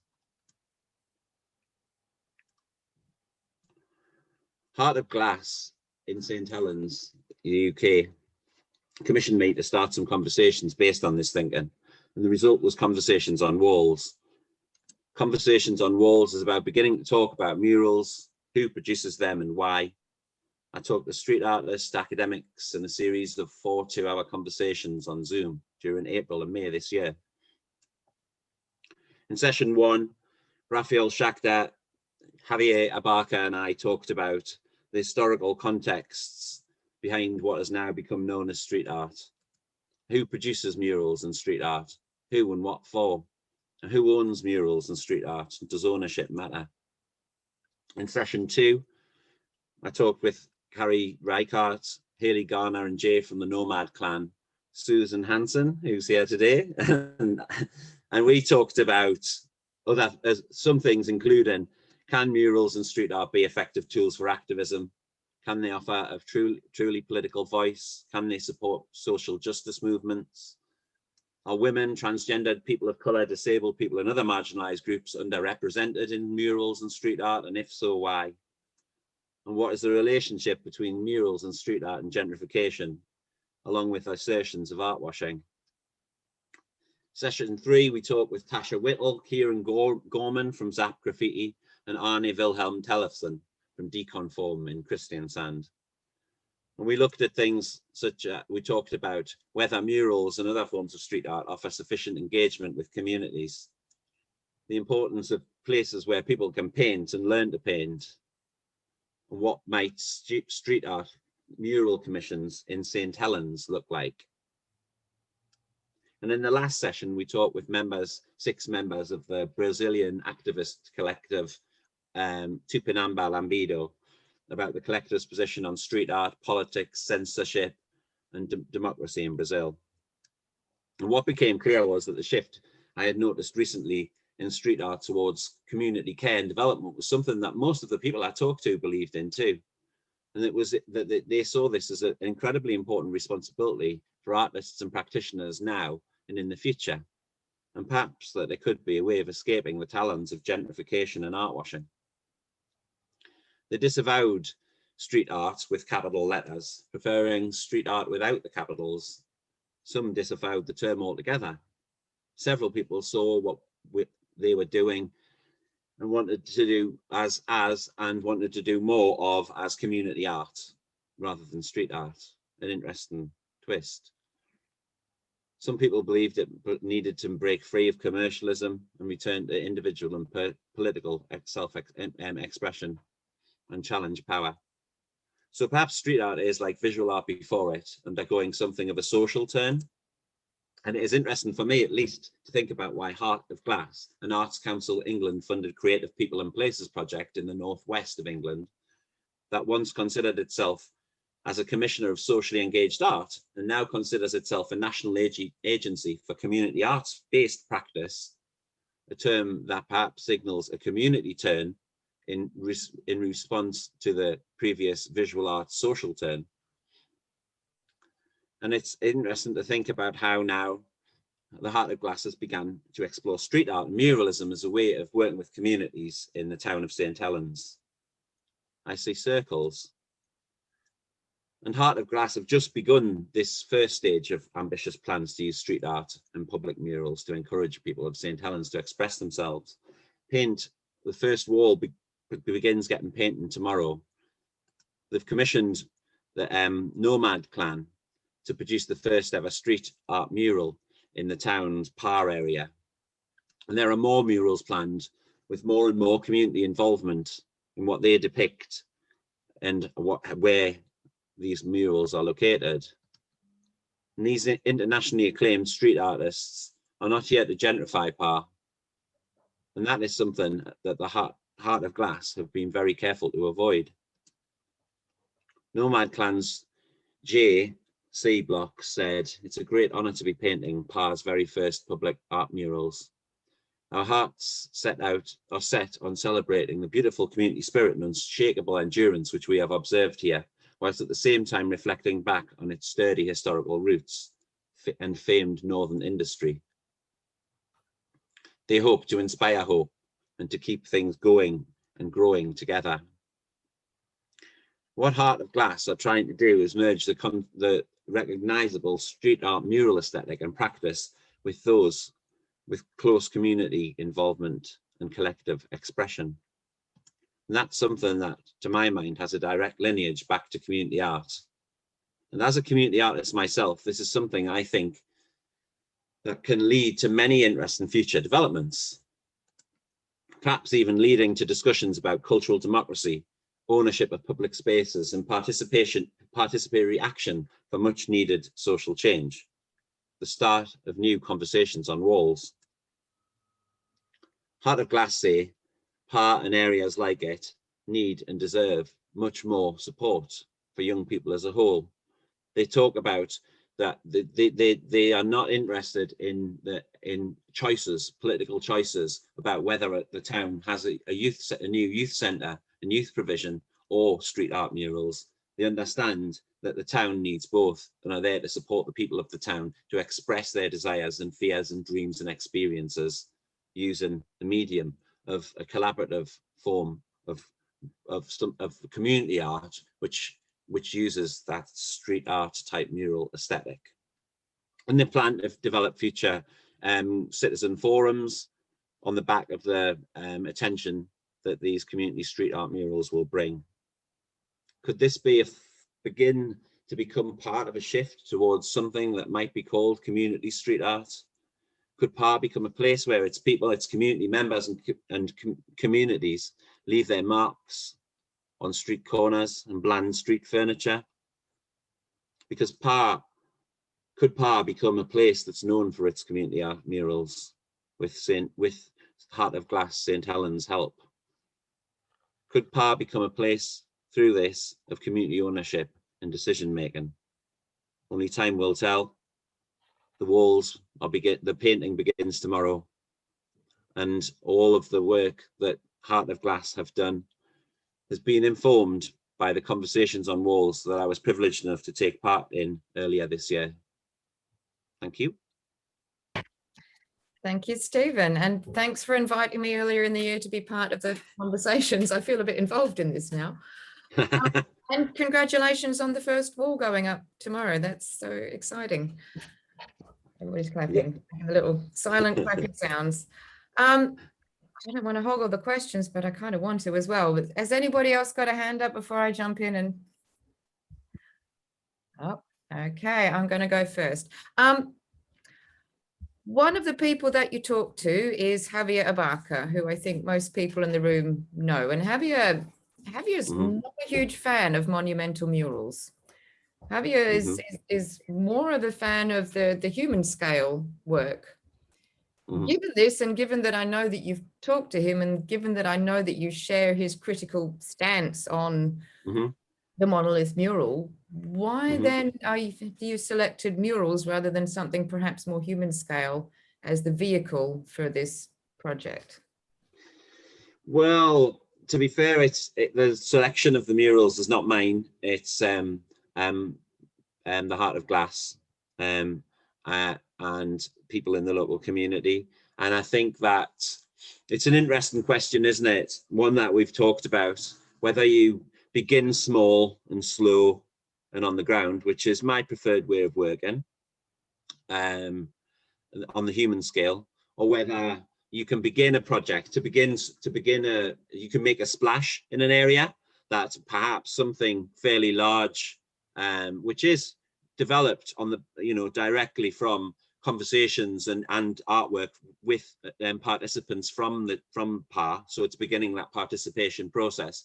Maybe seeing something big might encourage more people to become more involved in what happens next. And there are up to 6 commissions planned in the first phase, and it's quite possible we're talking about some of them being much more human scale. So it's not necessarily that all of them are going to be this way. So I guess, yeah, it's a bit of a statement piece, and I think that there's nothing wrong with that, because the context is very much about making a statement, the people of PAR making a statement to the rest of St. Helens and hopefully the broader outside world.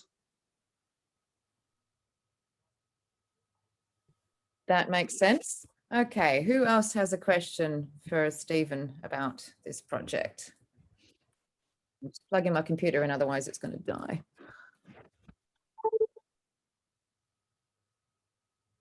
I had I guess a point of terminology question, which is just me being pedantic. And I've seen you use this slide before. The cute Chihuahua dog with the gentrified tick down the bottom. You referred to that as a tag. That's not really a tag. It's more dialogue and critical commentary that's interactive with that mural. And, so I'd just like to kind of make that point, that conversations on walls is what you're talking about. That's a conversation on a wall. Yeah? Not a tag. Okay. Yeah, very much a conversation on a wall. Sorry, it was a slip of the tongue there. But it's a conversation that's really really important, and it's becoming a more common one, as you were all well aware. And for me, it's something that I'm really interested in, that conversation. It caused a major uproar with the people who commissioned it, because it was such an expensive piece and that they thought it had been vandalized. So it was in the newspapers in London about it, and horrified that someone had dared to damage this piece of work. It's crazy, isn't it? Okay, any other questions or comments or further conversation on the conversation? Pedro, you've just... No, I do not have any comment. It was just to say that people can continue on the chat also. So, and we have Ana Romero, and we keep on time. It's good. Okay, all right. I'm doing a terrible job of moderating, aren't I? Sorry. You are great. I keep getting too interested and talking too much. So we do have Ana Cristina García-Luna Romero and Javier Alberto Flores Leal. talking about Monterrey City of Urban Expressions as our final speakers in the session. Thank you so much, Stephen, by the way. I forgot that part. I'm doing this all upside down. Hello, yeah, I'm Javier Flores, and I'm going to present our project. I want to know if you can see my screen. Okay. Okay, welcome, good morning. And today we're gonna present the topic of Monterrey City of Urban Expressions. Sorry. I start from the from the last page. Monterrey City of Urban Expressions. The elaboration of this project consists of the analysis of urban art through the understanding of the urban system and its elements. As a case study, we examine the murals produced during the 10th editions of the Calle Genera Festival that are located in the metropolitan area of the city of Monterrey, Nuevo León, Mexico. The purpose of the documentation is to examine the relationship that each of these murals has with the urban context where they are located, achieving it through the reading of its adjacent urban elements and the story of the space where it resides. The collaborators in this project are the master Ana Cristina García-Luna from the topic of urbanism, yours truly, architect Javier Alberto Flores Leal, Doctora Adris Fernandez from the History of Art and Sociology, Dr. Rodrigo Ledesma from History of Art, and Doctora Yadira Nieves from Philosophy and Information Science. Okay, first we're going to introduce the concept of city and public space. We define city as the spatial pattern of human activities in a large built environment. And public space can be defined as that place that is not private, such include streets, parks, and squares. It can also be seen as a place from democratic freedom. But just because a city has a public space doesn't mean that it provides urban life. Jan Gehl, in his documentary, The Human Scale, talks about the loss of the human scale in the development of big cities because the person has lost his place at the center of the urban design. And to retrieve the human scale, we have to give back the space to the people. And once we achieve that human scale, we can understand better and read better our cities. In the context of urban reading, we have to understand the city as a system, and that this system is made of various elements, and each one has a specific role within the urban context. To understand the city of Monterrey, we use the case study of the Plan of Vienna, where they dissect the city in 5 rings to understand the development of the city, and that each ring, because of the growth of the urban sprawl, has its own characteristics. We did the same with the city of Monterrey, dissecting it in 4 rings to understand the characteristics of the urban sprawl. The first ring being from 1559 to 1890, the second from 1890 to 1840s, the third from the 40s to the 80s, and the fourth one from the 80s to the 2000s. Each ring can be defined from the structural grid that has each one, and also like the characteristics and personality that has each of these rings. Once we understood the complexity of the urban system, we dissect the 5 elements that reside within it and how each one of them works and has a role within the city. And by that, we make a comparison from each of these elements and how it can affect the urban art. We start with the paths that are like the arteries of the urban system that are in charge of connecting the different parts of the city. And they can be defined by their density and flow capacity, being like the principal paths, the ones that are the largest and has more vehicular flow, and the tertiary paths being the ones that are the smallest and has a low flow capacity. In the first, we did a case study with a principal path. As we can see, it has a lot of vehicular traffic, and we see that because of that, it had a loss of human scale. So it was difficult for people to really have an interaction with the urban art that was within it, because it was a space where the cars are more a priority than the people. So the people didn't feel safe to stay a long time to see like the whole mural. Instead, they just transited. Here is an example of a secondary path. That is where we have a lower vehicular capacity, and we see that it was safer for the people to stay there and to understand the mural. So, but it wasn't the best place to do it because it had also a large car flow. And here's the third case study made in a tertiary path, where it had a lot of, where it had more human scale. It was closer to the people, and they feel more comfortable in this space because the low vehicular flow, and also they didn't feel like they weren't safe in the place, so they stay more time to appreciate the mural. So we did a correlation understanding that when the space has more priority to the people, they feel more safe there, and they will engage more with the urban art within it. The next are the edges or the borders. That are the ones that limit the space between the urban context. They can be tangible or intangible. And we see this as different kinds of borders that are within the urban context. Some of them are in a big scale. And instead of seeing this as a bad thing that can fracture the urban context, we see them that they can be used as a canvas for urban art. So they can have a lot of more potential when they use these borders to express certain cultures or certain identities to make and have more identity to the local context. And here's another example of a border that was separating the school from the street. And instead of being like a blank wall, they decided to use it for a cultural expression. So it has more identity in the local context. The next element is the districts. They're conceived like large urban areas, and they can be recognized because they have a common characteristic that has a contrast within the neighboring urban context. And we saw that by using urban art, they can potentialize that identity of the district. Here's an example of a residential district where they use urban art to accentuate their belief, their culture, and some of the aspects that describe them.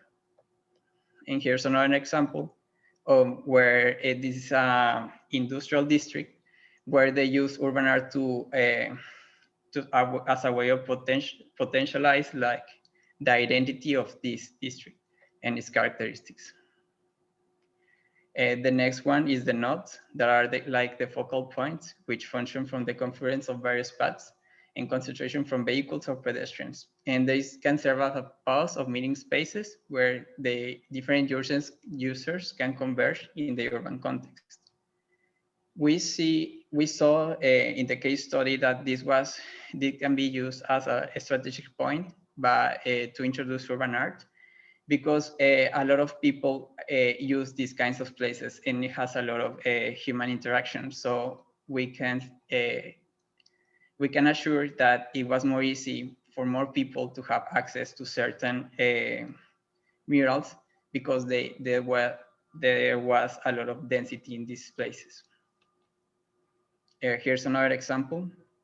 We saw that they have more interaction with the people because there are like common spaces where they converge. So it's a very strategic way to assure that more people will have that interaction with the urban art. And at last, we have the landmark. They can be seen as reference points that are considered external to the observer, which constitute of simple elements that can vary considerable in scale. And these elements are key of making cities easy to read and serve as visual reference points that help the user locate and move within the urban context. We saw that we can use urban art to potentialize certain landmarks to have like more personality and more identity and to be more visually attractive, but also we can create new urban landmarks by using bigger scale urban art so that they can have a contrast with the urban context. And by that, they can be seen for the user as another focal point of reference point. And by that, they can have like a better role within the urban city. And by doing that, they can have a lot of more value because people are using it not only as a form of expression, but also as a form of understanding and reading the city. And also in this project, we made a correlation between mural and different dimensions of the public space. We saw that because of the development of our city of Monterrey, there were a lot of different kinds of public spaces that can be seen. Like here's an example that is Parque Fundidora, is an industrial park. This is actually a private park, so it can be seen as a semi-public space. That is a space that is made from borders and knots. And we saw in a case study made there from Monica Loya in 2018, that this project was made in an urban park that has a lot of high demand in the cultural aspect. So it had to be ephemeral. Instead of staying in and contributed to the urban context, it had to be taken down in a few months because they were needing that space for doing a lot of other activities. And we see that as a downside because instead of making an art that can contribute to the city, we're making art that only stays in the memory of certain people. The other space that we investigate and examine was the transition space that can be seen as a space made from pads and knots. An example for this case study was the metro station Zaragoza. In this metro station, we saw that it has a lot of human interaction because it's a metro station that is close to the city center and the macro plaza and the museums. And we use the case study of NUS, made in 2014, that doing our urban art in this kind of public space was had a lot of positive things for it because more people have access to it. A lot of people visit this space daily, so they have more interaction and continuously interaction with this kind of art. And also by expressing some kind of culture in this art, they are like making sure that the identity of the city is also included in these kinds of spaces. And at last, we made a case study in the central space. That is the space made of landmarks, districts, and nodes. And it's the public space that is in the center of the city. For this case study, we used the mural of Anaida Hernandez.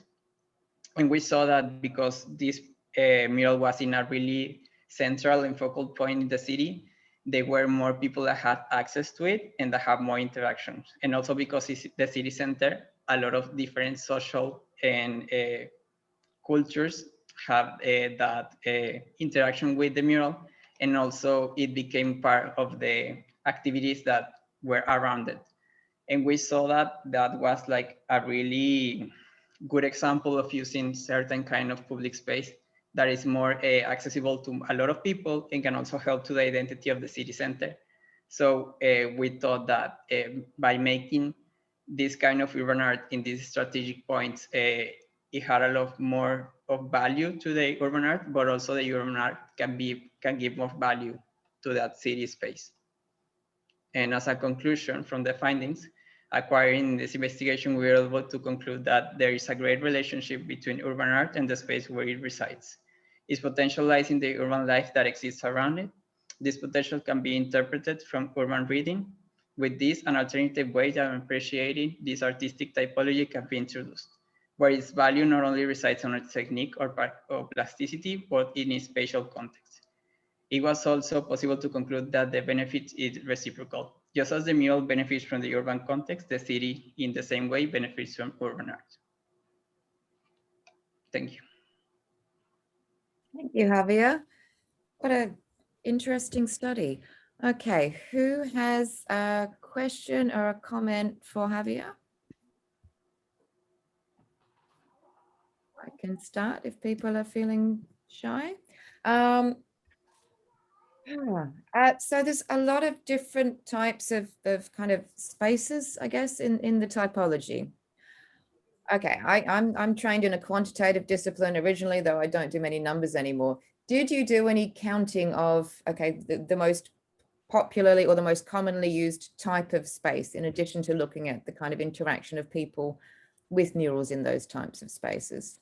Yeah, when we examined the whole like edition from this urban festival of urban art, we saw that more of them were in the central part of the city, or also in the public space that is the metro stations of the city. Here's another example of another mural that was in the metro station Zaragoza.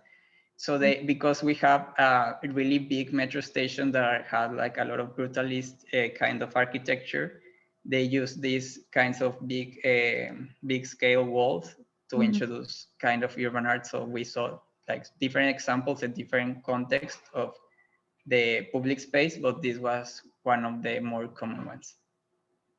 Okay. Oh, I can see someone else has a question. Gomez? Hi, Javier. I know that Monterrey has his own particular versions of graffiti, you know, the ganchos, and many other manifestations or local manifestations. So do you agree these kind of references into your contest? Yeah, we saw that we can different like the murals that are made here in Monterrey from other murals of other parts of the world. That most of them they use like the personality of the Mexican culture. Like an example was the one from Anaida Hernandez. She uses a lot of the identity of what we see of life and death and rebirth. So we can see that in common, that instead of just being like common art, they use a lot of the Mexican personality in them. So we can differentiate this kind of urban art from other murals that are in other parts of the world. Gracias. Oh, does anybody else have a hand raised or a question in the chat? Yep, Anna? Thank you. Well, first of all, thank you, Javier. It's been an honor. And well, I'm here part of the team of work as Javier just introduces. I think I would like just to add one important and relevant thing. I really admire the work and the presentation of Stephen, and also this approach for urban, since urban and from art. You know, I think we are having like a big lack, and this was part of the discussion with all the rest of the team, with Javier, with Adris, with Rodrigo, the members that Javier just introduced, because we were agreeing that in Mexico, as far as in many Latin American cities, art is sometimes understood from the citizen approach, like something apart from the city. Also, in the other case, city apart from the approach of art. And I just find out amazing the word and the approach of conversation. I think that's what it's missing on the cities, the conversation between cities itself and the urban expressions itself, either if it's murals, graffitis, or many other different kind of expressions that we do have worldwide, but in the case of Latin American cities, they are really amazing, and it's a proud to have them. So from that approach, I think citizens, we could understand better the urban life we are having, and also to express feelings, ideologies, thoughts, etc. And you know, so I would like just to add that approach, that it's really relevant for us in our project. The project is it's really ambitious because we've been working with the Festival of Callejanera as a case of study in relation between two different universities here in Mexico, in the case of Monterrey, UDEM, and the University of Autonomous of Nuevo León. And we are working creating or proposing its own methodology to systemize and give a categorization for urban expressions. So in this case, we were really excited to present the approach and the reflection that I think it's like in a conclusion of all the panel, the second panel from today. It's a conversation. We are lacking and we are needing that conversation between city and urban expressions. So thank you very much.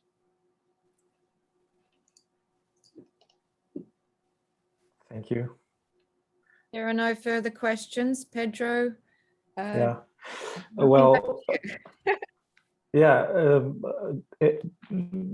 we have in this vein of this dialogue, we will have 3 more presentations this morning from 3 very different projects. Sandy from Ljubljana, Luca from Italy in general and Napoli in specific, and Lori from from United States. And we'll have them in, let's say, 5 minutes, after 5 minutes break, just to catch some coffee and refreshment, and I will stop the recording and start another one, so we can have a break here on the video also. And so we keep on this dialogue. The Sandy, it's really interesting because he just came out of, he's on the hangover of the festival he just organized, so it'll be interesting to have his contribution too, and all the others. So thank you so much for all the participations on this morning, Susan for the help, and please keep there just 5 minutes and we will be back, okay? Don't go away. Okay, thanks.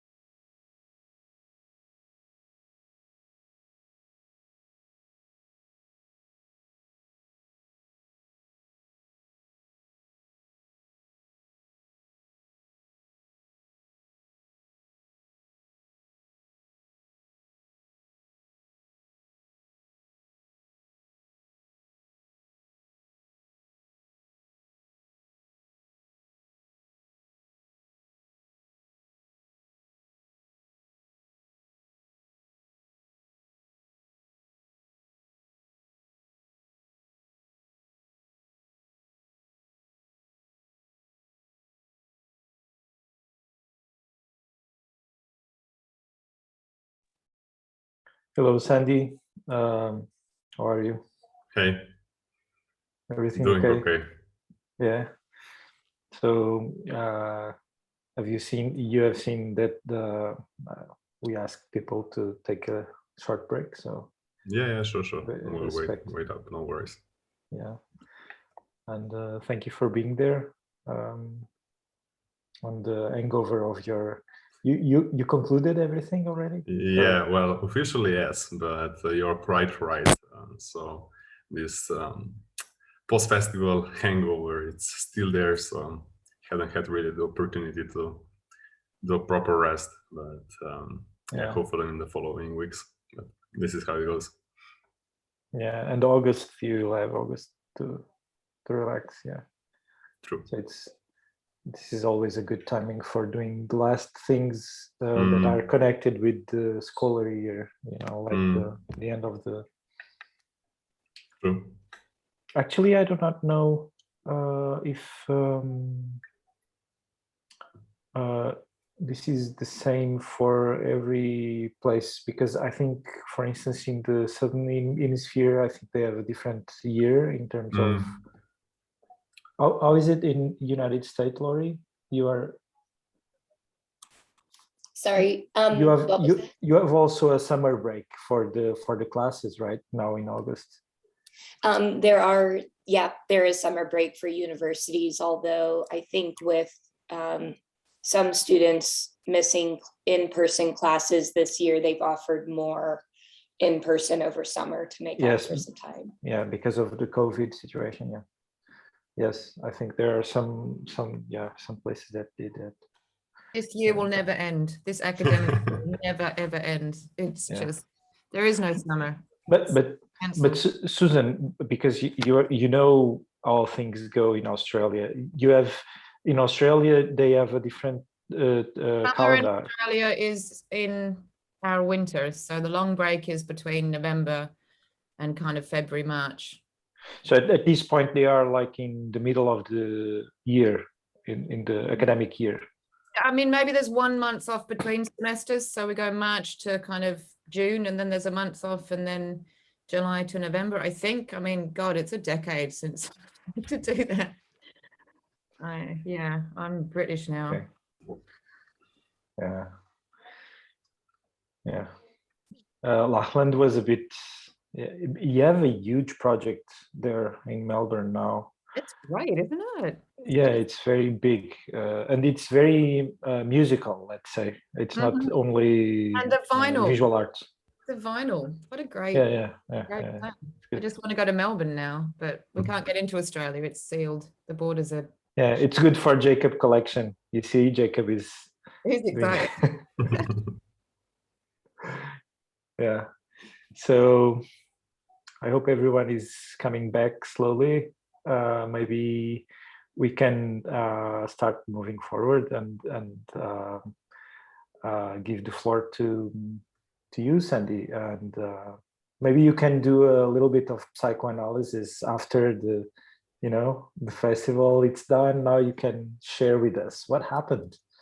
Well, I'm a trained cultural anthropologist, so that's not really my field, but I can give it a go, Okay, so let me just share the screen.